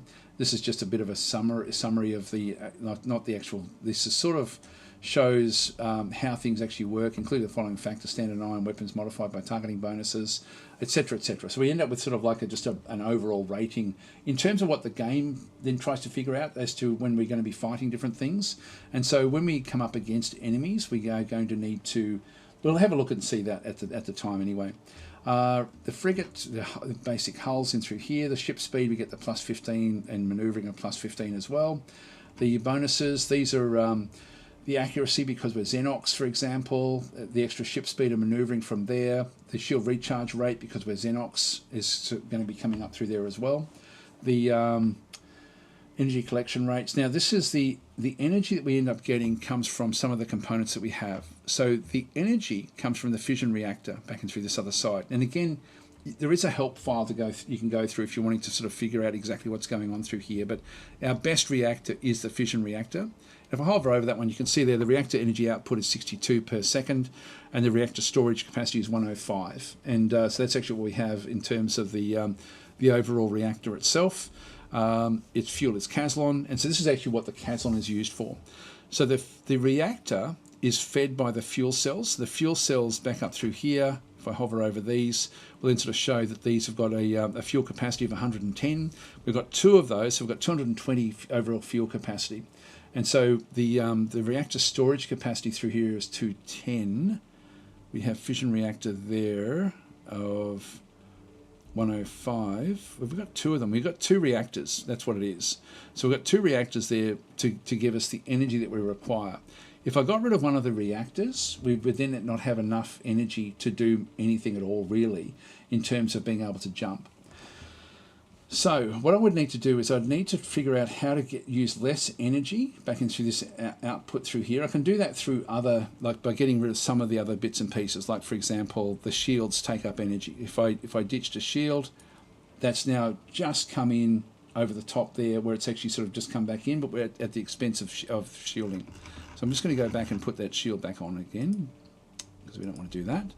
So we're slightly over. Now, what that's going to mean is when we go into hyper jump, we're going to be slightly slower than standard ships. So our actual speed in hyperspace is going to be lower. And does it matter? It doesn't matter for this small amount. But if we got rid of one of the reactors, you can see that we've got massive problems here with our energy by getting rid of that reactor. And so, and again, you can see there the base design was actually very, very good. It's just we had to make some tweaks, but you might as well understand how this actually does work. In this case, this is impulse when we're actually sort of in doing like combat and doing so on and so forth. This one is actually through hyperspace. So in hyperspace, we end up using, I'll just put that fission reactor back in again. So just place the fission reactor back into that one slot on the internals there. So the reactor, it uses, there's a static output back in through this other side. You can see in the green. The static output has got like the static energy usage is 41. This is all of the things, for example, like keeping the crew systems.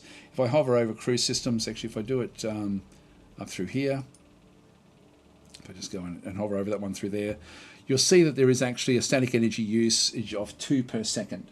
And so we end up with an amount that gets sort of sucked out of the ship just to keep the ship active. Shielding will probably have its own thing as well, I would guess, which would be another thing that's going to have a static energy usage there of 2. And you'll notice that this, for both of these, the static energy usage is always on. It's always absorbing things. So what it needs to do is when it's in hyperspace, it's really just all of the actual internals of the ship plus the actual jump drive itself, which is at this stage the warp bubble generator, and it's going to have their static energy use of 5 per second back in through there for the static energy use, but also it does actually have an actual energy use as well. And you can see there, so just to have the warp bubble generator active on the ship, like without it really even firing, is still 5 per second, but when we fire it up, it then goes to 85 per second. So we end up with a lot more as well. So it ultimately ends up with a total of 90 per second, which is what we're sort of seeing back in through here. So the hyperdrive energy usage of 85, and so we're 2 over our energy limits, which means that our hyperdrive speed is slightly lower than it should be. I hope that makes sense. But this is not anywhere near as important as we need excess energy when we're in impulse, because impulse uses the output that we had there before from static. We've got the energies, the engines as well. You can see there, this is actually just to drive the proton engines. And so you can see there the cruise energy usage of 1.4 per second. If we go to the maximum energy, that uses 2 per second for the proton engine. And so it's actually, so it uses a small amount. Shielding uses a bit in through there as well. So we end up with the shields themselves also end up, the Megatrons, we saw that they were double the size of normal shields, but this is still fine with inside our energy usage in an impulse. And in this case, we've got the shield recharge energy usage of 6 per second. That's why we've sort of got like a fairly high sort of purpley sort of colour in through there. So the shield recharge is now 12. It was 18 when I had 3 of those shields in there. And then we have the energy, the actual weaponry usage as well. So this is actually the weapons energy of 20.4. And this is the combination of the sentinel beams as well as everything.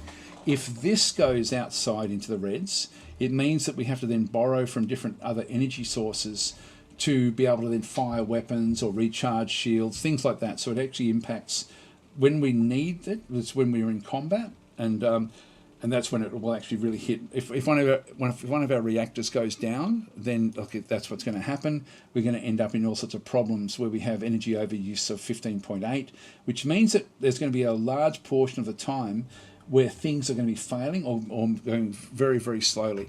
So that's sort of why. That's sort of how the mechanics of energy work. But this is quite important. Movement, we've got a sprint speed there of 60, which is actually okay.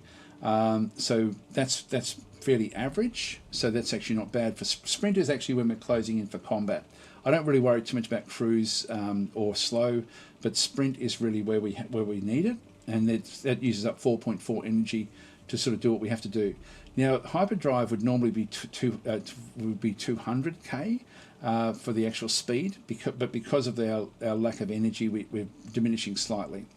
Okay, then we've got the turn rates, etc. We won't worry about that one so much. This is just the overall weaponry that we actually have. The defences back and through there. We've got good shielding, which is fine.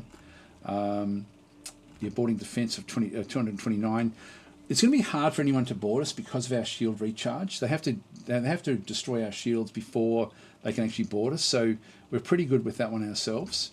We have these different targeting and countermeasures. We're fairly high because of the amount of sensors that we actually have. That one works fairly well. And then we've got this different scanning power. I won't worry about those so much. And then we actually have what it costs to build one of these things. Now, the 2 resources we don't have, if I click on the recommendations, our Empire has no supply of resources of Emerald crystals and Necros stones. That's the 2. It only requires 3 of each to build one of these ships. So as long as we've got 3 Emerald crystals and 3 Necros stones, we're going to be okay. And we do start off with those on our planet, so we're sort of okay in that sort of sense. So getting these ships is not going to be a real problem. We'll just go and save and exit. That's now our star frigate is now the current one. Manual upgrades for when they become available, and this is going to cost me 5,000 to get these. So looking at what we actually have through here, we've got 37,000. I could possibly even just use frigates and not even worry about escorts. But let's go. We know that we want to have the heavy escort if we're going to use any sort of escorts. These will cost well, actually these heavy escorts here actually cost more than the frigate design that we've now got. Let's go and upgrade this one.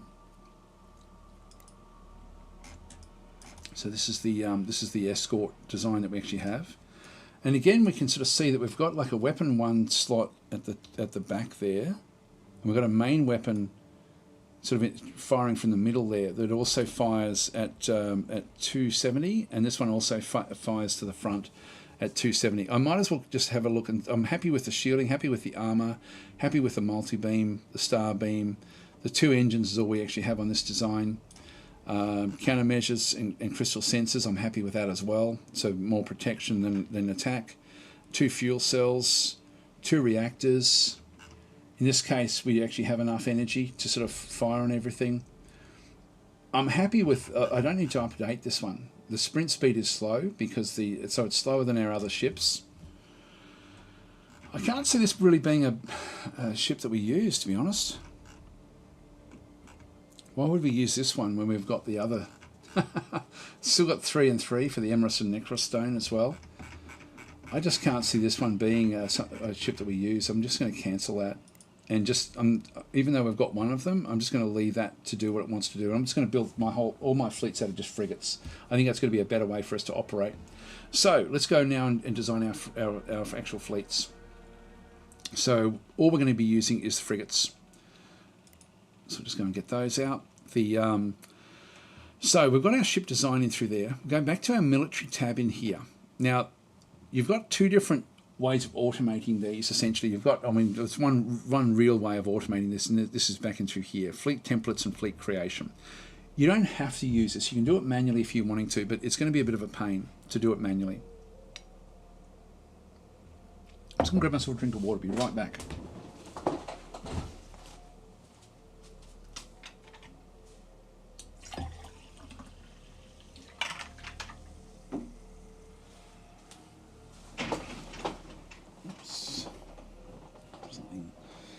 Crashed over there before.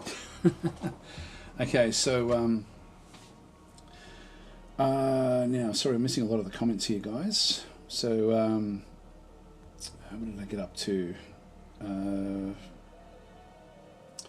Yep, so Frank is saying designing mining stations, you can also increase mining rates, which can be really good for Caslon. Yeah, that's true as well, actually. Again, I tend not to bother with it, but yeah, I know a lot of people do. Guys saying, are you using any cosmetic mods? Yes, I am. I'm using a few of them just for the overall look of resources and things like that, and also some of the naming of the systems as well. I've been using mods. Nothing that's going to change the base game though. Stardagger is saying probably just his normal YouTube streaming makeup. Yeah, it sort of is, but I do have some mods installed. Rocklight's saying, I think it's just one that changes the colours of the mineral background, so similar resources have the same colour. I've got a few of them running, but some of them you've got to be careful with when you are sort of playing with different factions, but in this case, everything's sort of working fairly well. Guys saying he's using the components mod, I thought they looked, yeah, that's true as well. I've got components that are also a bit different in through there. Hi Leia, how you going? So anyway, the easiest way of doing this, I could go in and just say, okay, look, I'm going to go, let's do it both ways. I'll show you what I mean. So at the moment, I've got like one escort, and I've got 2 frigates. So if I go and grab, let's just say we grab and shift click on all 3, sorry, if I shift that one and then shift that one through there, I just grab everything in between there. And I'm going to go and make a fleet out of these ships. So I'm going to go across, create a new fleet with these ships. Bang, that's now the second fleet. Now what's the first fleet? If I go back into F, no, it's only got the one fleet. I'm not sure why that's actually gone straight to second fleet. Anyway, that's okay. I've got no mission through this one, but this has now been created with a fleet with that escort as well. Now I'm not going to worry about the escort, but it's essentially just got the one escort in this particular fleet. I'm just going to ignore that it's there. This is one way to create the fleet. I can then sort of just manually control everything I need to have about this particular fleet. But overall, I don't think this 3 ships is going to be strong enough to really take on, and I'm thinking of pirates and big pirate ships like destroyers and even cruisers. So we need to get more ships into the actual combat with what we end up doing. So the easiest way of doing this is to establish a fleet template. If I go across into the fleet template, it's by default, it's an attack fleet. If I click across, I've got raiding forces, defense fleets, or invasion fleets. Now, if you're not really automating all the stuff, it's not going to matter too much what you do, but it's so much easier to automate your different fleets ultimately as the game starts to scale up in terms of the actual game as you start to play it. So it's better to get into the habit of using the fleet templates, and they come up from in here. So the fleet templates that we see in through this side, attack, fleet, raiding, defense, and invasion, and also the actual fleet role has also got attack, raid, defend, and invade, or manual, and on that one it's just on manual. These are really important for you to establish, and you can override these at any point, but these are quite critical. If I go up into my fleet templates and fleet creation, I'm affecting these 2 buttons down in here essentially. So if I go and click on those, you'll see that when I have a look at it, I've got the attack fleet, defense fleet, invasion fleet, and raiding force. These are, of course, the style of fleet that we want to have. And then the actual way that they're constructed or that they come together by default is the actual role: attack, defend, invade, and that's, again, they're the two buttons in through there. I can add new ones, or I can just edit these. Initially, I just edit them, and I tend to, like the defense fleet has only got essentially 7 ships in it, and it's there for defense, which is exactly what I want at the start of the game. So I'll go across my defense fleet. Now this is actually set up for late game, not for early game, but I find it easier just to start off with the early game and just build on it as I get new ship designs. So defense fleet, we're just going to edit this one. You can see there it's got 1 cruiser. We don't have any cruisers. We don't have any destroyers. We don't need any escorts. I would add escorts if I needed to add escorts, and then go and sort of design, figure out what I actually want. In this case, we've got 3 frigates are coming back in, and as by default. I think I need to have 4 or 5, and I think I'm going to go with 5 initially. I can always chop it backwards if I don't need it. Now it's frigates with the latest design for the largest hull for the role. I like to specify the hull type for the upgrades, and in this case, we don't actually have the extended frigates yet. We haven't researched those, but if I go latest design for the hull frigate, I can either do that, or I can even choose the star frigate that we've actually got as our active frigate design. And when we upgrade the star frigates, that will then just continue to upgrade those as well. So I can be very, very specific about what these retrofit into. But I'm just going to go latest design for the hull frigate. It's different to the largest hull, because when we get the heavy frigates and the patrol frigates, that will then flick across to one of those. And I don't want that to be the case. I want to be in control of this through this particular screen. Now, a few little things. Fleet role is to defend, so cannot change role because this is the only fleet template with this role. That's fine. The ship role, up or downgrade enabled, so the roles of the ship in the fleet. Now, that's nothing we have to worry about. We just leave that one where that is.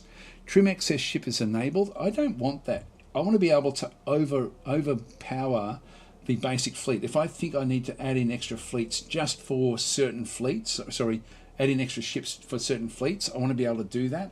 If I come across and discover a cruiser or a destroyer that I get my hands on, I want to be able to add that to fleets without the AI chopping it away from the fleet afterwards. So trim excess ships has been disabled. So we allow non-matching ships in the fleet to fill our total ship count.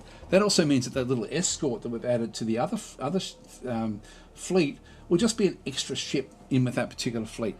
So auto upgrade obsolete specific designs enabled. So allow obsolete specific designs in the fleet template to be automatically upgraded to the next non-obsolete design, which is ideal. It means we can sort of just have everything automated. So by default, it will just retrofit up and every time there's a ship design that comes in, it will then just retrofit up to that particular one. So that's what we're doing with the actual fleet role for defend, is to actually have that one going through there, which is ideal.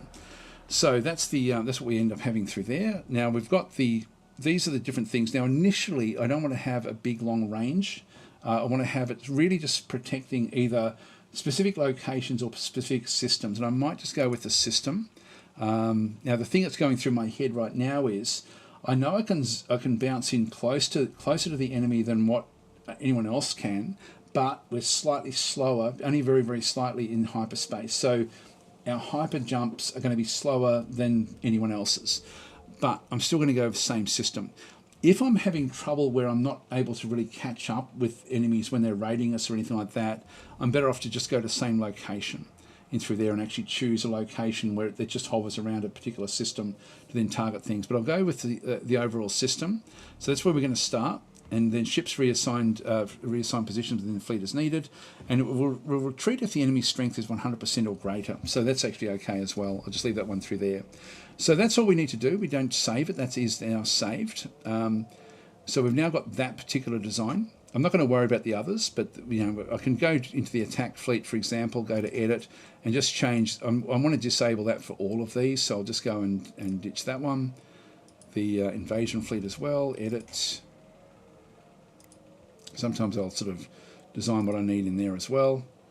And the raiding force as well, just edit. I do tend to, I prefer to be able to put in extra ships in the fleets if required. So our defence fleet is going to consist of 5 ships, 5 frigates. And that should be fairly interesting. Now the other thing, I don't know if there's anything else we can do with these. If we just go to edit, yeah, text. So one thing I didn't do, which I should have done back in my design, which I'll do just now actually, 20% of non-defence, yeah, that's okay. Retreat when. I won't change that one actually. I'll just leave that one where that is, because we want to change when they retreat based on the on what's going to happen with the ships themselves. And so I need to tell them what to do when in the actual combat. And now it's not going to matter much with our frigates, but I still like to do it. So I'm just going to go and close that one off and go back to my designs again. And I've still got the state ships. I'll just go back to all types. We're still sorted by role. If I just go into frigate, and I'm just going to quickly go and edit. Now, you can't edit the actual designs of classes, but you can edit what they do. So even if you've got ships that have been built, you can still go and edit what they do. So if I go into edit in here and go to my the way that this is actually the tactic settings, so I can sort of chop and change these. So the engagement range by default is same system. Attack stance against weaker targets is to be aggressive. I'm going to make the attack stance against stronger targets to also be aggressive, which means it's going to close in as close as it can to get the best bang for buck from its weapons. So we want that to happen, even against stronger targets. But when it retreats, we want it to retreat when the shields are below 20% or the armor is below 50%. That way we should keep them surviving. If we keep it where it is 20% of non-defense components have been damaged before it starts to try to jump away, it may be too late. So in this case, we go with 20%, shields below 20%, which means we should be able to protect our ships. They should be able to jump away, and it means we escape faster and we leave combat earlier, but we don't lose ships, and that's going to be critical.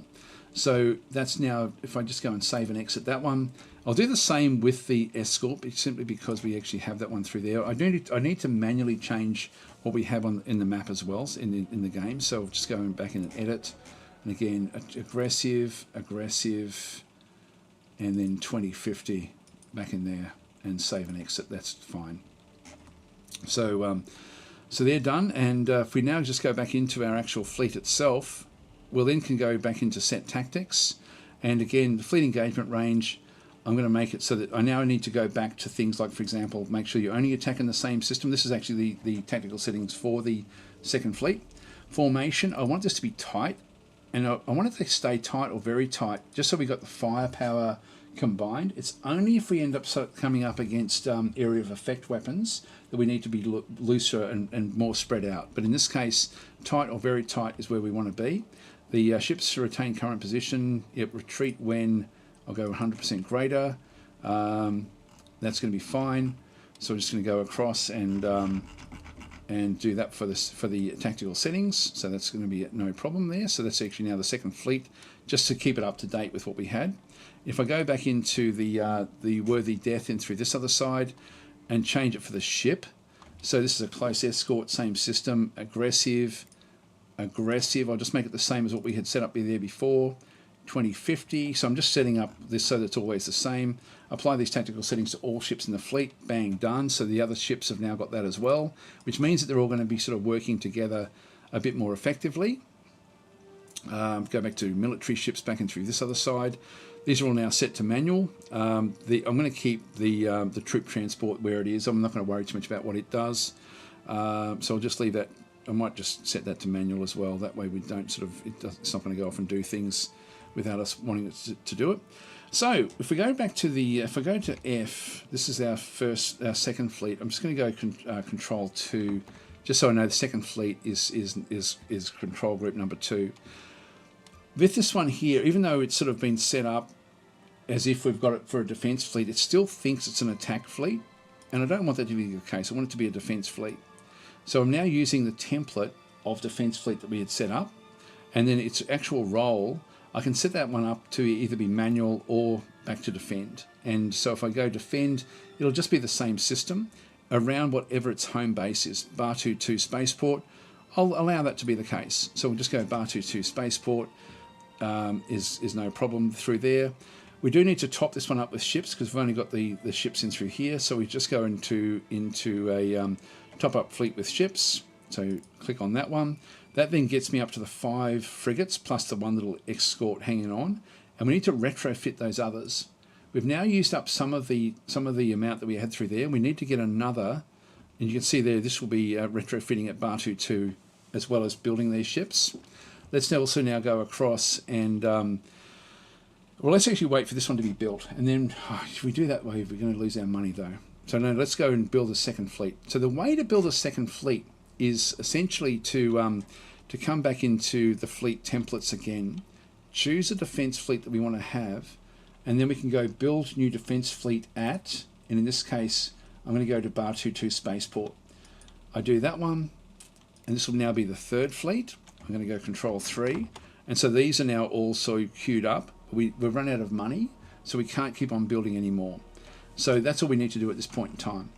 So now, finally, however long this has been, we can now unpause the game essentially and start to sort of see what's going to be going on. So let's just go and do that. And we can sort of see what's going to be happening in through here. So at Batu 2, Technocracy, we get extra stuff in through there. We'll just dismiss that one. We've got a scientist which has appeared. The ships will just go off and do their own thing, which is fine. That's the second fleet. Second fleet will be coming in for retrofitting. Third fleet will start to be constructed. If we have a quick look at the Batu 2 Spaceport, the ships are queued up here, ready for building. And ultimately, once we sort of get a bit more money, once we get over say 6,000, there we are. We're at the right number now. I can go back to my third fleet and top up with ships because I can now afford another one. That's now my fifth one. I can no longer top up, so this is now full essentially. So we end up with 2 of them. Now with the third fleet, I want to set it's also at Batu 2 Spaceport, and I don't want it to be set up at Batu 2 Spaceport. I want it to ultimately be looking after the Descartes system.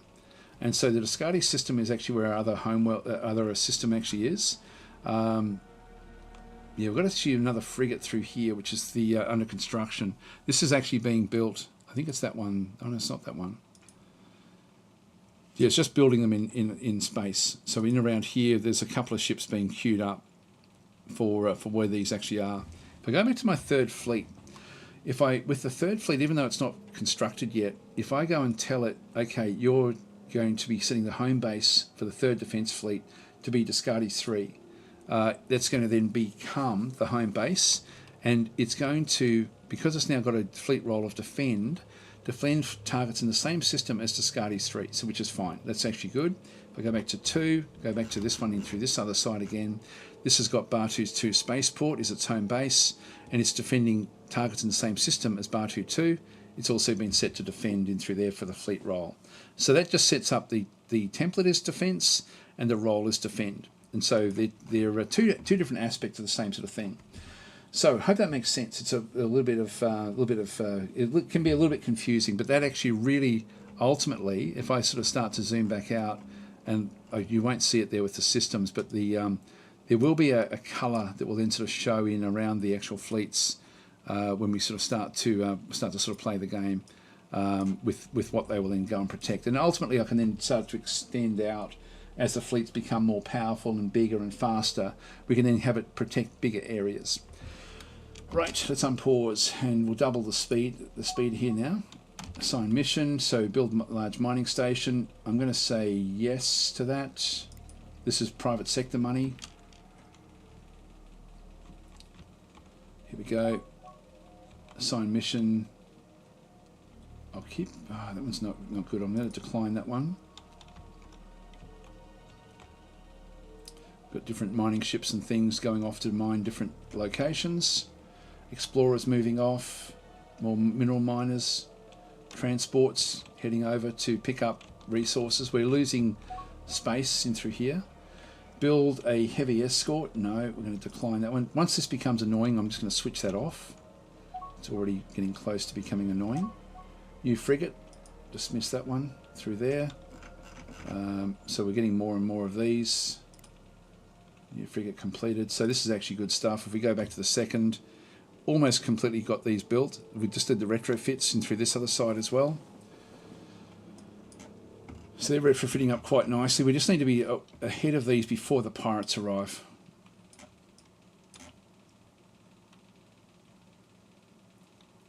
You can See, our technology is going down a little bit.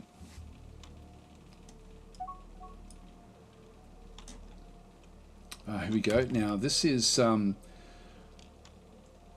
have a look and see this one here. Yes, I've got a continental planet through here. There's 6 items, unknown items. There may be other things here that we just don't know. The quality is 51. It's not suitable for us. 2 location bonuses. That's actually okay. But there may be something worthwhile here ultimately. We've got a few different mining stations in around this other side. And this is not too far away again from this particular system or this particular group. We don't have any of the ships yet built for the third.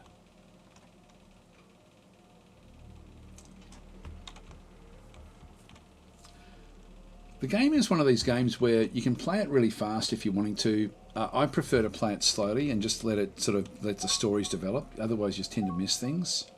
Now this one is going for silicon. I'm going to assign that mission. New frigate completed again. We'll just dismiss that. Again, if the messages, you've got filtering options everywhere in this game to turn things on or off. New frigate completed back through there. The second fleet is now ready to go. So once we end up going with that sort of stuff, that's going to be good.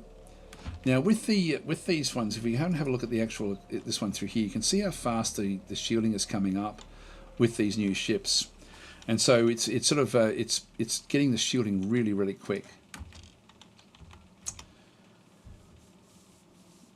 Hi Sithel, how are you going? There we go. So they were saying it's pronounced Descartes. Yeah, I knew I was spelling it. I pronounce all these sorts of things incorrectly. Now we've got this one here. This is from the second frigate. It's going back to join up the group that is looking after after here. The third defence fleet, once it's built, will then start to make its way back across to Descartes. Okay, well I'll try to remember to spell it, to pronounce it that way. Don't rely on that though. It's unlikely to sink in. Okay, so new frigate completed there again as well. Assign mission. Now this is a resort base. This is going to give us money, which is we'll assign that mission. And we've discovered another resource in through there. We'll just continue on. We have a bit of money in through here now.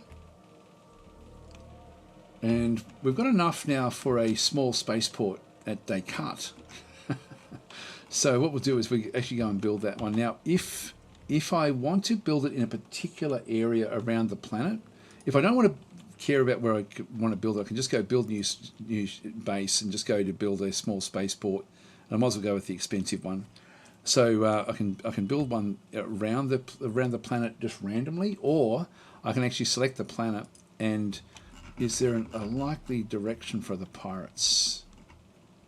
The likely could come from anywhere, but I'm thinking I might actually, if the humans are going to probably come this way if they're going to invade it. So let's go and place it in front of where the humans are likely to come.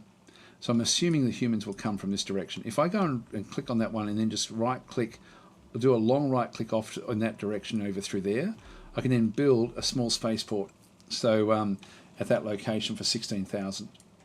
And so it's now going to be in the direction of where we think the attacks might come, which ultimately is going to be a better position for us to be. And I can now get the third again and just tell them that their home base is going to be the Descartes 3 spaceport. Descartes is a Guy Bellaby. Descartes, yeah, there we are.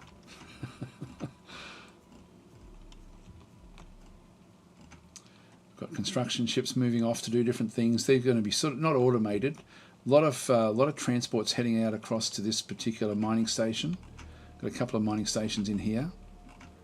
So these are picking up argon and krypton,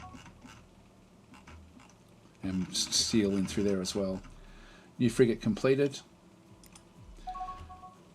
Here we go. Now we've got enough money for an armor barracks to be built, and it's suggesting armor barracks there. This is great for invasions, but not for defending. So, and we've also got build ships in through there as a suggestion for heavy escorts and troop transports. I'm going to decline that one. We've got that one. I'll dismiss that. I'm going to decline the armor barracks for now, and I'm going to build instead a cloning factory at Batu 2. So let's just go back into that particular world and choose that. So from the facilities we have available, we've got the armor barracks, the robotic troop foundry. The reason I don't build these, even though the maintenance is lower, the defense and attack strength is also very, very low. We don't really need it at this point in time. So it's sort of like having cheap infantry. They're sort of like those really crappy robots from from Star Wars. Sort of like the really basic ones. And then we've got this one's the troop cloning, which will actually give us our best troops. So I'm just going to go and build one of those. So we're now building that facility. So continue on building everything. Yeah, Roger. That's the one. They're the ones.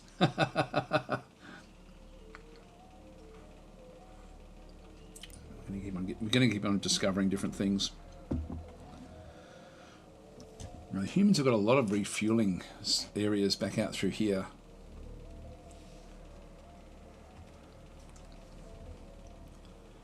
Sorry, Nightbot is very, very aggressive, keeping people under control. Now we've got a surveyor out through here where there's a space creature.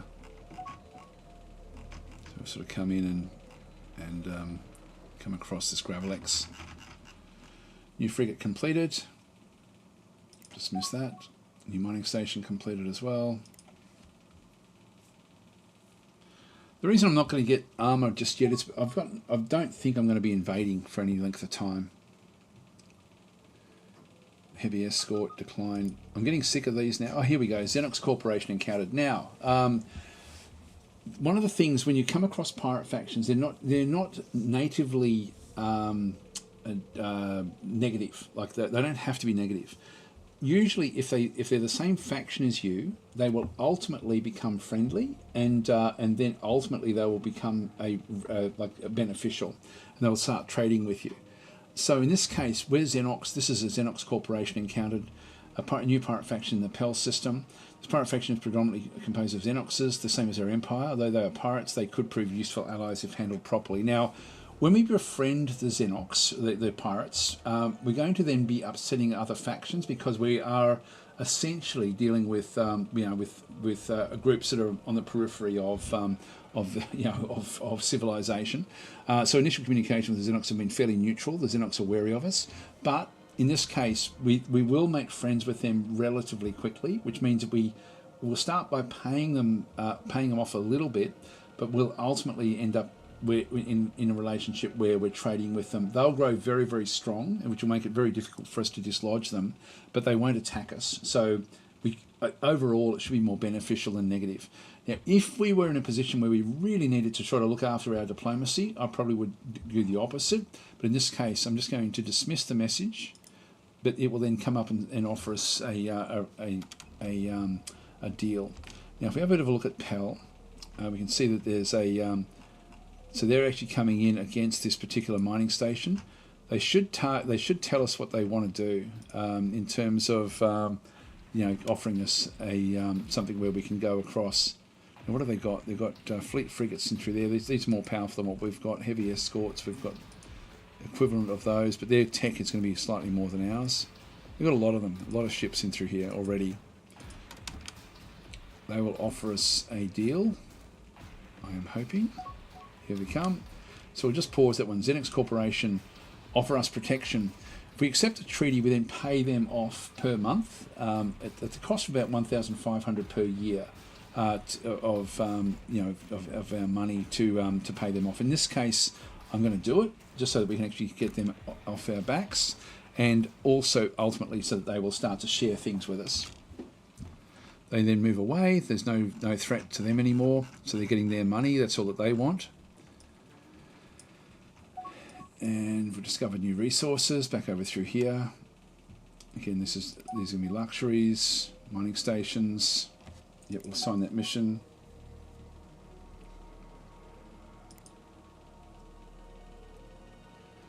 Now, I'm getting sick of the AI asking me to build certain ships. So what I'm going to do, I'm thinking I do need to get like we're seeing other ships just appearing every so often when our scanners get close to them. Could be humans, I'm guessing. There may be a completely other pirate faction somewhere as well. Let's just keep it going. Maybe when we get up to 20,000, we'll then just go and grab ourselves a third fleet, which will give us enough, I think, to sort of deal with most threats initially in the game. So we'll have one fleet in each of the main systems, another one to sort of go and set up wherever, you know, wherever there's a major sort of threat coming towards us. I don't need to have them everywhere because otherwise it's just going to cost too much in cash flow.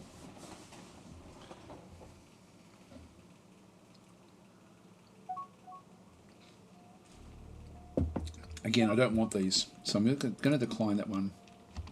Actually, I'll leave it on and just show you one other thing you can do with that one through there. These have got colony defense. Yeah, that's okay. We'll just dismiss that one. These all help with ultimately with our planets when we find all these luxuries. They're critical in terms of getting ahead in the game to actually make sure you've got a steady supply of different luxuries coming into all of your different colonies. I'll wait till we get one more of those, and I'll just show you a way around, like with building ships. Like if you decide that you want to build something but not something else, like eventually they'll start asking for refuelers, and I will allow that when we get the first one of those, I think, and then we'll turn off the automation for that. So we're seeing human ships. So what's actually happening through here is we're seeing freighters. There's a human freighter that's moving past our freighter. So we've got our this is transporting cargo. It's got steel and Mebnar, you know, on what it's doing. This one through here is bringing back a crazy and amber back into what it must be their main empire. Must be in through this other side, I think, because it looks like they're actually moving back away from this system, which means that ultimately we could actually take this over. That could be if we do go into combat, that might be worth being a target for us. If we start to see more empty ships coming this way, and we're only going to see it there goes one, we just missed it.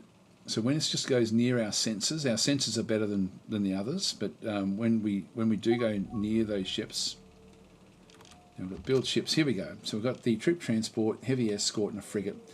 I don't really want to build any of these, but what I can do is I can shift click on this. Actually, where is it? If I go and shift click on that there, is it shift click? Yeah, shift click will then bring up this thing here where it fills in what it wants to build.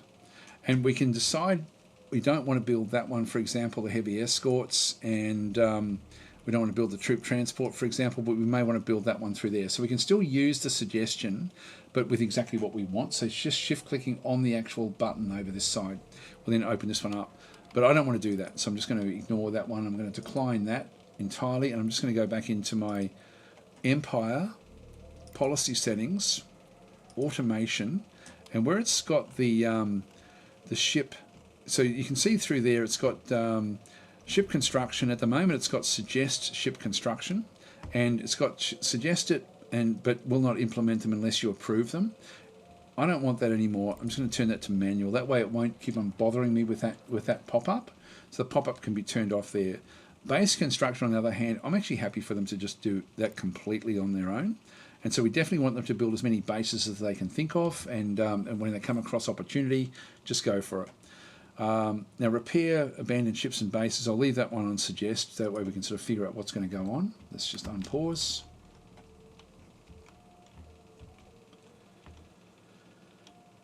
Now we've got 18,000. We're nearly ready to start to build a third fleet. In fact, I might start doing that one now. So again, really simple to build the third fleet. Because I've set up my templates, I just go across into my fleet templates, go to the defense fleet, which is what I want, and I'm going to build the new defense fleet at Batu 2. And so it's now going to come through. We can only afford to get 3 of the ships. There's now the 4th. We'll go Control 4, just so I can quickly go and grab it from the hotkeys. And it's not full, but it's actually on the way. As we pick up more ships, more money, I'll then just go and keep on topping that particular fleet up. Here we go. The Numenor Utopia has been encountered. We've encountered a new empire in the Nitu Lupi system. To find out where that actually is, I can hover over that. Yeah, so it'll then show me what's going on. So we can see that there's actually, looks like they've got a mining station there already. Yeah, so they've actually got a mining station, which is a Caslon mining station. So they're getting fuel from that location. So they're out here somewhere. So we'll dismiss that one through there. Been fairly neutral. They're wary of us. I won't worry too much about those. If we have a quick look at the... so we've now got 2 Icarus. And they're already pretty happy. The Actarians are becoming more friendly. The others haven't changed too much. New spies appeared. Now I'm just going to let them do their own thing. I'm not going to worry about sort of telling them what to do. And yeah, it's all good.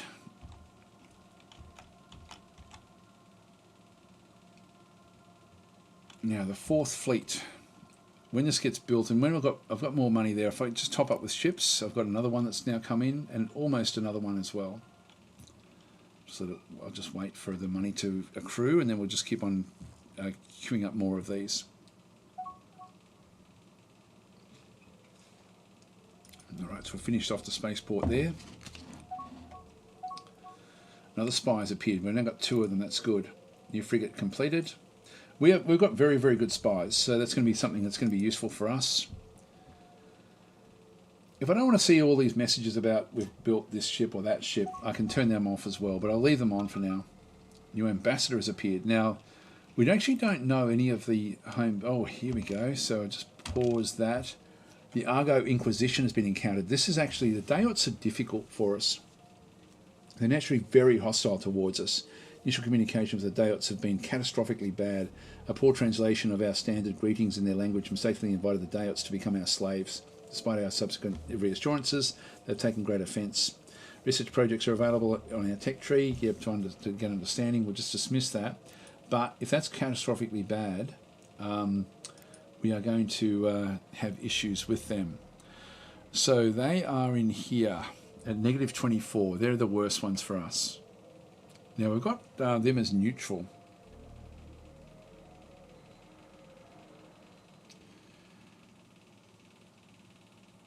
Probably, yeah. This is it's going to get worse and worse, I think. Ultimately, that will possibly change to Conquer. Yeah, still got Conquer there. Still got Conquer there. I mean, they're close. The Argo may be just too far away, but I'm already sort of thinking that if they're actually where I don't even know where they were. I thought they were out this way actually, towards the core. Oh, one thing I'm just going to turn on is the nebula boundaries, just so we can sort of see where, where the choke points actually are. A fair few running it that way.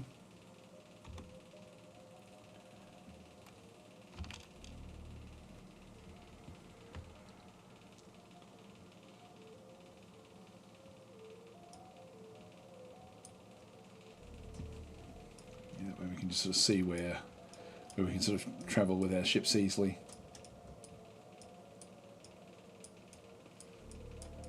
Humans look to be fairly spread out, actually. They're going to be fairly susceptible. If they do go to war, we're fairly compact.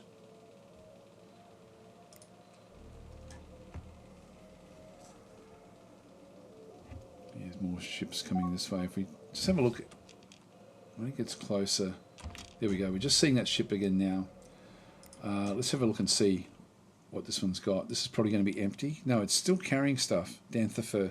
So it's actually transporting other things back to this other location. No idea where their capital actually is. What we can do is we can go back to our spies. Yeah, we're stealing research information on advanced deflectors. Not that we really need it, and also from the Mortlands. So both of the spies are now out and about doing things. So we've got high probability against the Mortlands. So we'll just keep on trying to get as much tech as we can. Just spy on everyone as much as we possibly can. I would like to actually get their maps, to be honest. That would actually be the thing we really want. Got a new admiral has appeared. I'm going to put the admiral in charge of fleet number 1. Sorry, fleet number 2 in this case. New frigate completed there. So I'll just go back into fleet number 2. In fact, if I go back to my characters and go to the admiral here. The Admiral, if I leave him on auto, he'll then start to just move around where they think that we require him. But I'm prefer to keep him in a specific location. So I'm just going to go and turn that one to manual. I'm then going to change him from Batu 2, and I'm going to change him across to the second fleet. Transfer to that location. So he's now transferring across. Now we've got other ships here. Are they all ours? Yeah, they seem to be all ours. I thought there was human ships that were also moving back in to start to trade with us. And that should happen. There should be some trading that would happen with them, even just sort of smugglers and things. We don't need an official trade treaty to do some trading.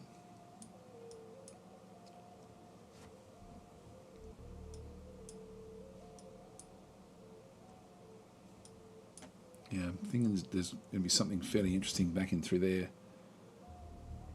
Geez, he's got good skills.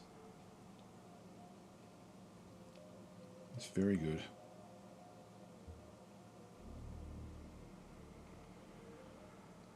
The scientist, we don't know what his traits actually are at this stage. Now he's at Bantu 2. Yeah, there's no really where for him to go.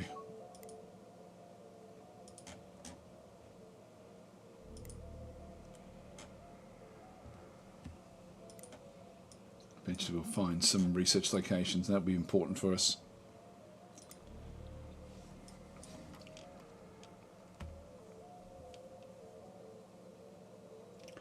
Explorers, we've got about 20, I think. Where are they? Exploration ships, 12 actually, so not 20, 12. We could certainly get more, but we just don't have the money yet, and I still need to make sure that my defences are up. We will ultimately end up with more of them. This hyperdrive is taking a while as well.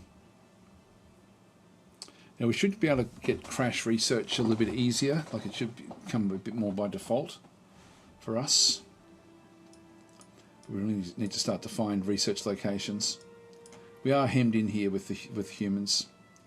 We're finding another. Actually, they've just settled up another location there. Now Bellatrix is where we have the other location that we can settle into. I might wait till we've got money, and then we'll maybe sort of do that one fairly early. A general has appeared at Batu 2. I'll just leave him where that is. We can probably transfer out.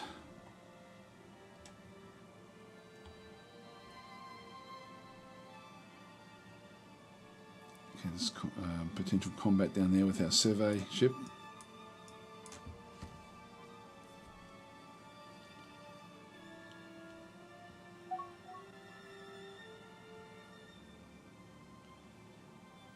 Bellatrix 3.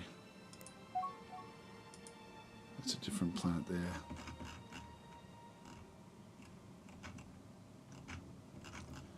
Which is a planet that we've got a bonus on. It's not that one. Beta detection. Okay, so that's good.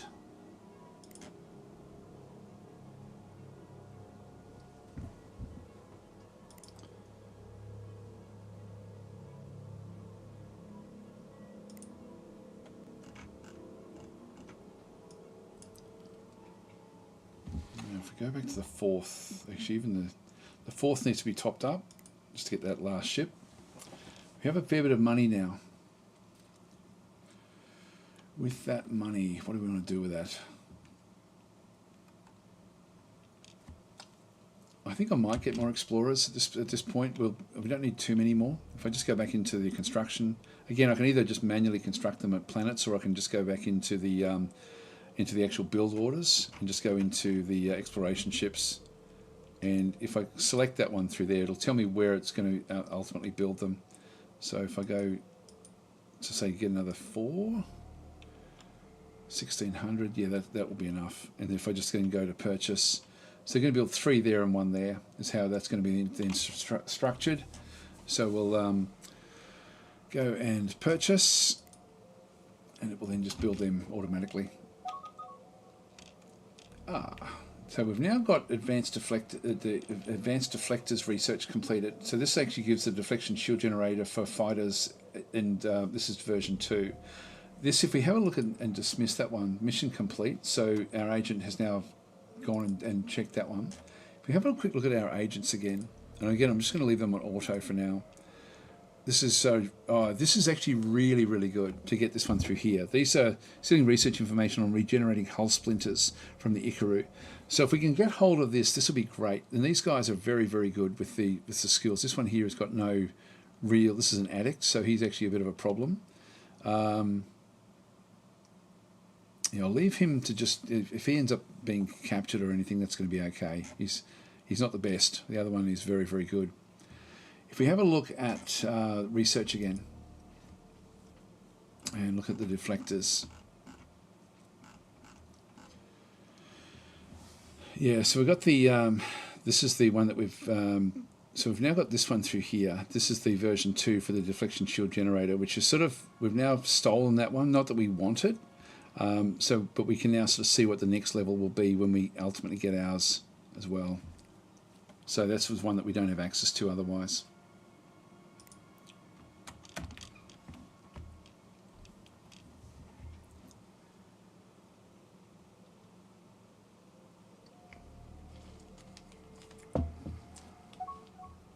I'll be saying I found that you can use colony ships as a good way to transport population to quickly get around planets over 100 plus million. Yes, yeah, because you've got 30 million basically you can throw on them, I guess, and just move them from place to place.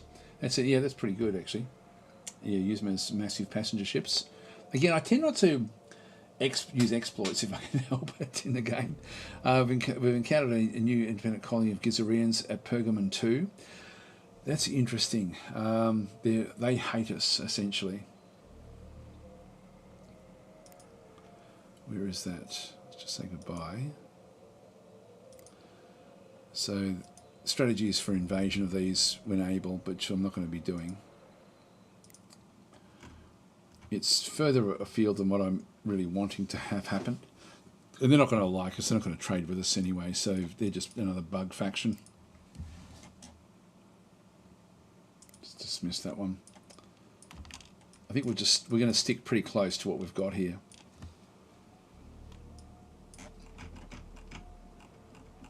This is that.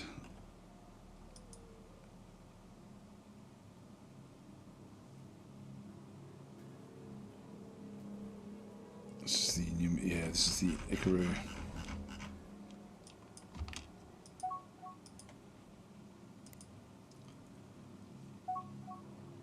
Oh, here we go. This is actually inside our areas. So this is actually really important.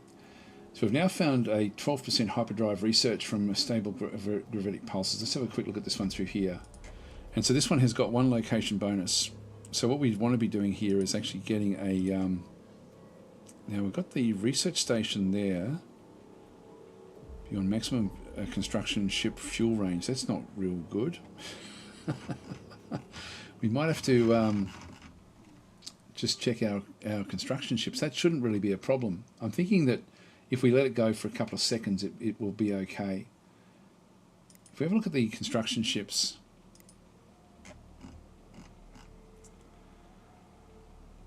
Where are they? Construction ships. Now that's, where are they? All over that side. This one you can see is actually inside that, is inside the range.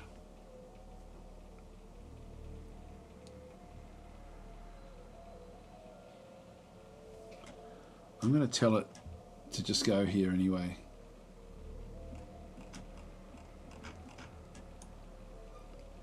Build a research station there.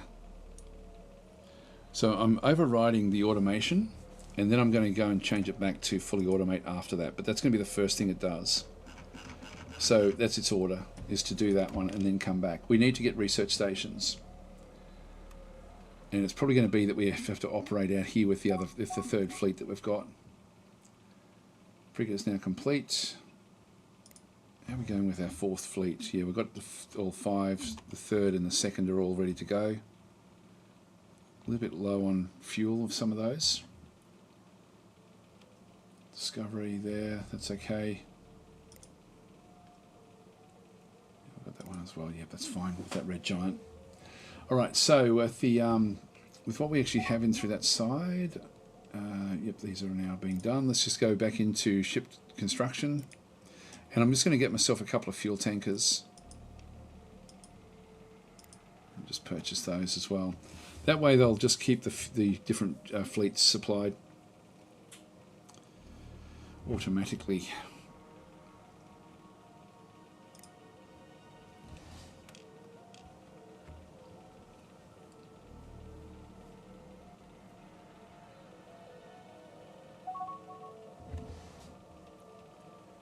Exploration ship is completed. When we get to over 50,000, I'll start to now then set up where we end up going for that other location.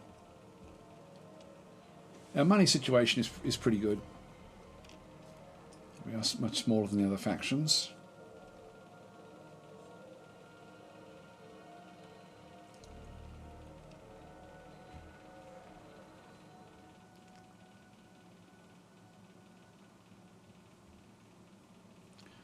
I've only come across the one pirate faction, which in itself is quite interesting.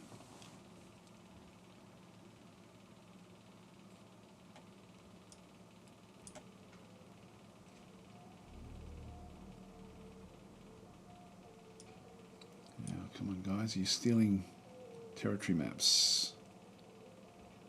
Oh, another spy. This one here we don't know what he can do.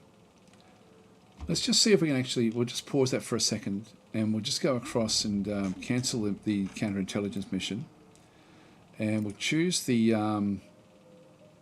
Human Coalition Republic. Steal a galaxy map, steal a territory map. No, this is too difficult. Yep, that's going to be too hard. What about the Mortlands?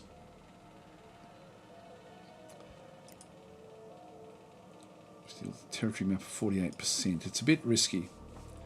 I'm going to cancel that.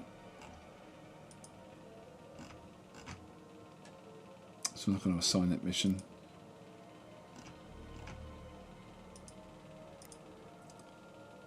Let's go to counterintelligence. Still auto though. He'll be sent out to do different things. Yep. So that we can find information about the tech from the other locations, or from the other groups, if we can.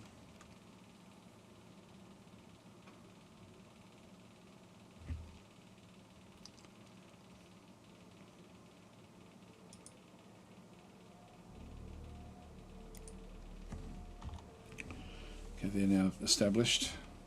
We haven't really been able to test these at all, these particular fleets.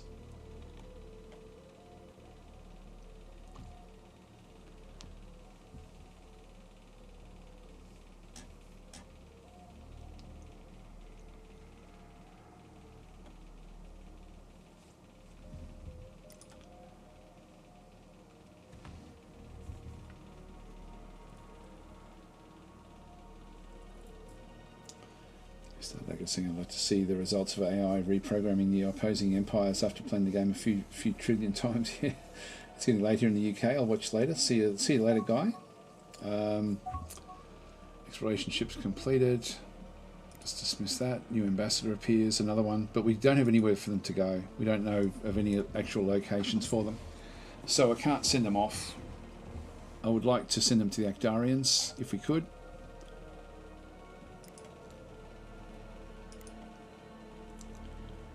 Actarian's becoming more friendly.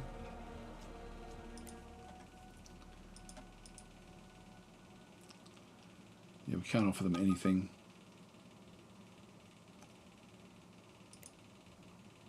At this stage. That's great. That is great. Zenox Corporation, we've now found where they are. If we have a quick look and see, this is their home base. So they'll have a base in here. Should be relatively strong.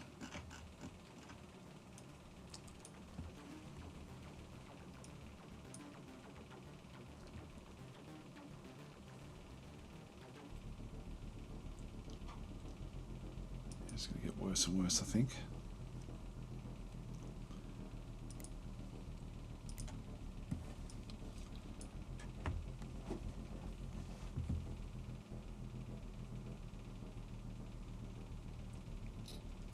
Because of the random nature of the game, like it doesn't mean that you're always in it with action going on. It's one of these games where you know, it can be quite slow for a period of time, and then all of a sudden it just explode because it's so random. Which I actually really like this, because you just don't know what you're going to get every time you play it. Abandoned base encountered. Okay, so let's go and take me to the location of QJ644. So this is a sentinel. So let's go and have a bit of a look. So this one I think is a trap. We've got a survey ship coming back in. Let's investigate it. Ancient diplomatic messages received. So investigation of an abandoned base, QJ644 Sentinel, in the QJ644 system has revealed some interesting messages between ancient factions that battle a terrible threat known as a Shakturi. One message appears to have intercepted internal communications in the Boscara consciousness. It reads as follows: "We can no longer support your reckless alliance with the Shakturi. Queen Belodi has become a weak-minded fool who will bring us to our end. Thus we will not be sending you our regular shipments of Zentabia fluid until we can get a sensible response from you." A note has also been appended to the message, apparently by the human diplomat council or consul commanding the monitoring station. The note reads, "Cracks in the Shakturi axis, a promising development. Forward to the High Council to consider." So this is part of the Shakturi story events. And so we'll dismiss that one. Now, in through here, this is a monitoring station that it's abandoned. And I don't know if we'll see it in the abandoned ships area through here. Here it is here. So, repair and investigate. Disabled. The exploration ship already investigating. So let's keep the investigation going. And now we can actually go and repair and investigate. Let's go and take it. So where is that? That's going to give us long-range scanners out through here. This is in human territory. Okay, I've got constant beam weapons from the Mortlands. That's good. Just keep on trying to take as much of the tech as we possibly can.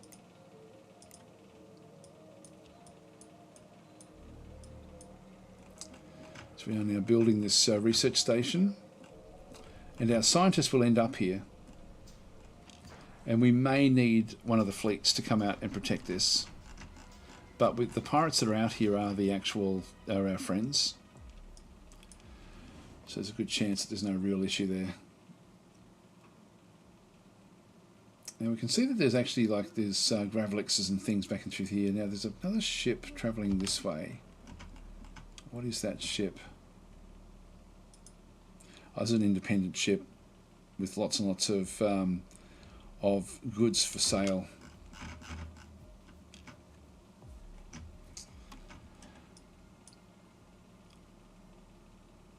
And then ships travelling through our territory.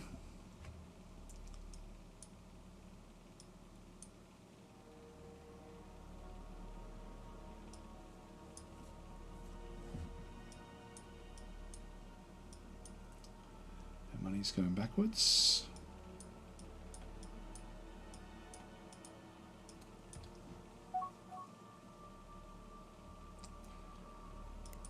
I always hope that it's going to be some sort of research centre. I'm going to grab the second, which has got the fleet, the admiral on board, and I'm going to set this one now to a different type of ship, to a different type of action. So if we have a bit of a look at this one through here, the fleet roll, I'm going to go through with raid, and I'm going to set this one up as a longer range. So at the moment it's got the same system, but I'm going to make it now go to say 50M.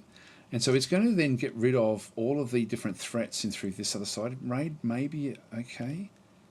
Defend actually probably would be better, actually. I'll put it back to defend. So it should just have the same sort of role, but it will now designate targets that are confined inside this range. And so there are a few animals, like few creatures that have located. So we'll just go and watch what actually happens through here. So by doing this, by automating our fleets like this, we have much more control about the way things actually do work. So it should say, hey, we've found some threats, let's go after them. here we go. So now we've got assigned second fleet to investigate threats through here. So this will threats at the Furud system. We'll assign the mission, and now the second will now move out and attack the threats at that particular location.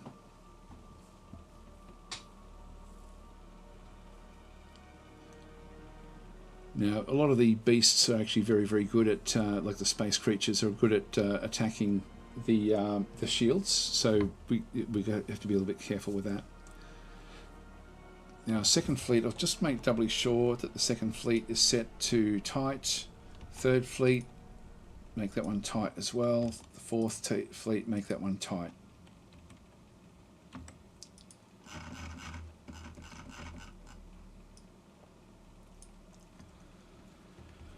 The Furud system, we've got a few different threats in here.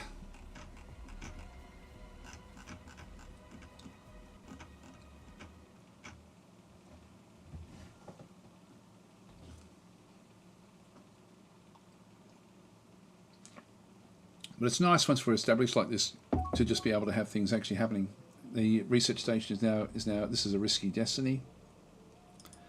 So we've now got this research station now built. Shielding coming up nice and fast, which is great. We now have the hyperdrive research, which is exactly what we're doing through here now. Oh, here we go. Now, where's this one? Show me where this is. Please be inside our territory. Yes, it is. Great. Okay, so we need to go back to that one. Show me. Yep, that's this one here. And again, we want to build a research station here as well. So, yep, definitely want to keep these going. Now, this is quality 19. Yep, so not really good enough for us. But we do want to sort of start to establish bonuses, or, research in these different locations. So that is handy. That's 2 research stations now, potentially, that we're going to have.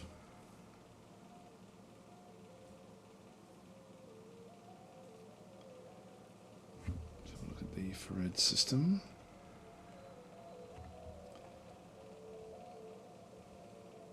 Now let's analyse what's going to happen with our fleet. I'll just go back down to normal speed, and then we'll possibly even go to half speed, depending on what actually happens here. Discovered, we've discovered Tupsamet. Sorry, so this is some new resources at Tupsamet in the Pergamon system. Yeah, this is for Kala crystals. Okay, dismiss that one.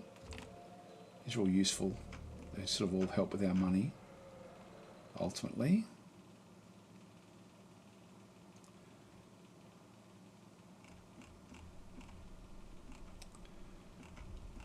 Now we've got all 5 ships there. 1 ship over through here, which is is that the escort? No, that's another of the frigates. So for the second, we've got that extra escort in here, which is actually part of this major group. So you can see we actually end up fairly close. I like that's actually happened with this. Let's just watch it from here. So the Gravelix will turn and start facing them, and then start attacking. Possibly attack this one here, I would guess.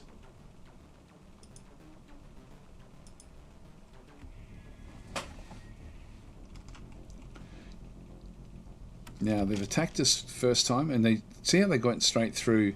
This is where our shielding, we've got a 1 in 20 chance that our shielding is going to be a problem, and this is what happened there. So the first one got through our shielding completely and went straight through to the armor. 50% of the damage that this thing does went through to the armor. We're trying to fix it. Another one. And now we're hitting it with our star beams. So star beams actually hit it first, and so we've now got we've done a little bit of damage, not a hell of a lot. We're repairing. It missed again.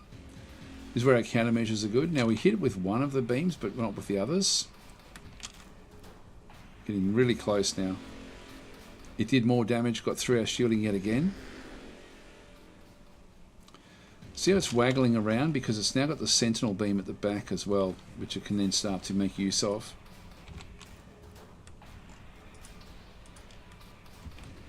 Bit of shielding damage this time. So it missed.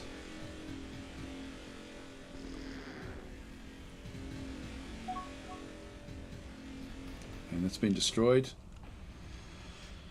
This ship is okay. They're now jumping around, so they're going to now go after the other target.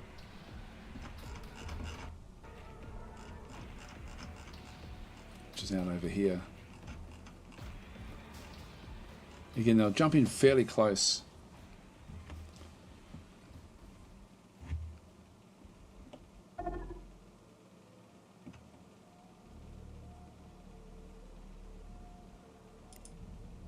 So we're coming around the side of the planet. These are untouched.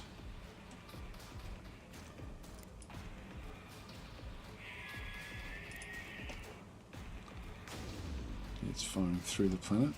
It's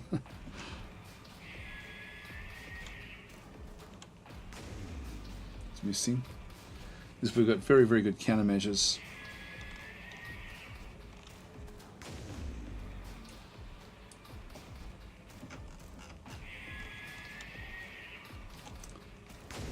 I think it's in there somewhere. It's sort of clipped inside, unfortunately. It sort of models the planets by making them bigger.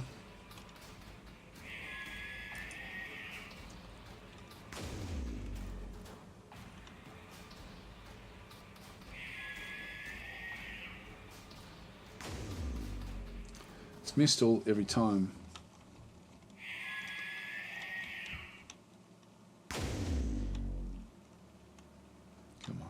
Close, guys.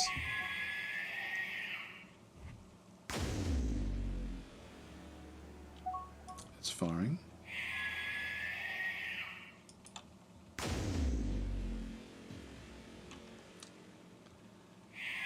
taking some damage. Necrostone, where's that? There. At Egglil. It's not one of ours, I don't think. Yeah, that's actually an independent.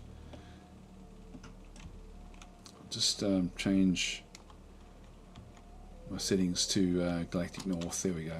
So at least we're looking at the same direction again. Just have a quick look back in here again. Yeah, unfortunately they're clipping through. I think we've destroyed that one. So the second fleet is still on automation for defend, and it's now going repairing back to Batu 2. So we've got one ship there that took a bit of damage. So this one actually did take some damage that got all the way through into the into its internals. And so that will now just go back for repair. Again, if I just press the back arrow, I can see what this ship actually is, so I can then have a look and see what's inside it. So what took the damage? It's hard to tell actually. Doesn't look like anything. Something did. Oh, it's the hull itself. All right, that's fine.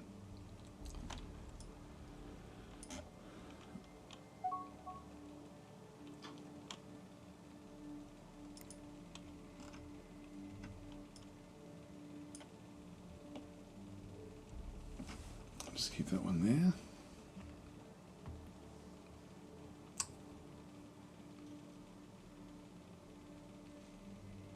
Now, when we get over 50,000, I'll then send off the next colony ship.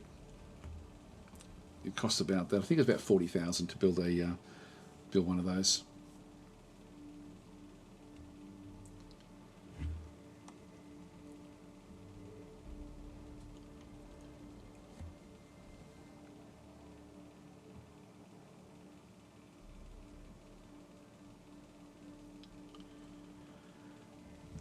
Right, now I'm looking at the time. I'm going to have to start to wind this up.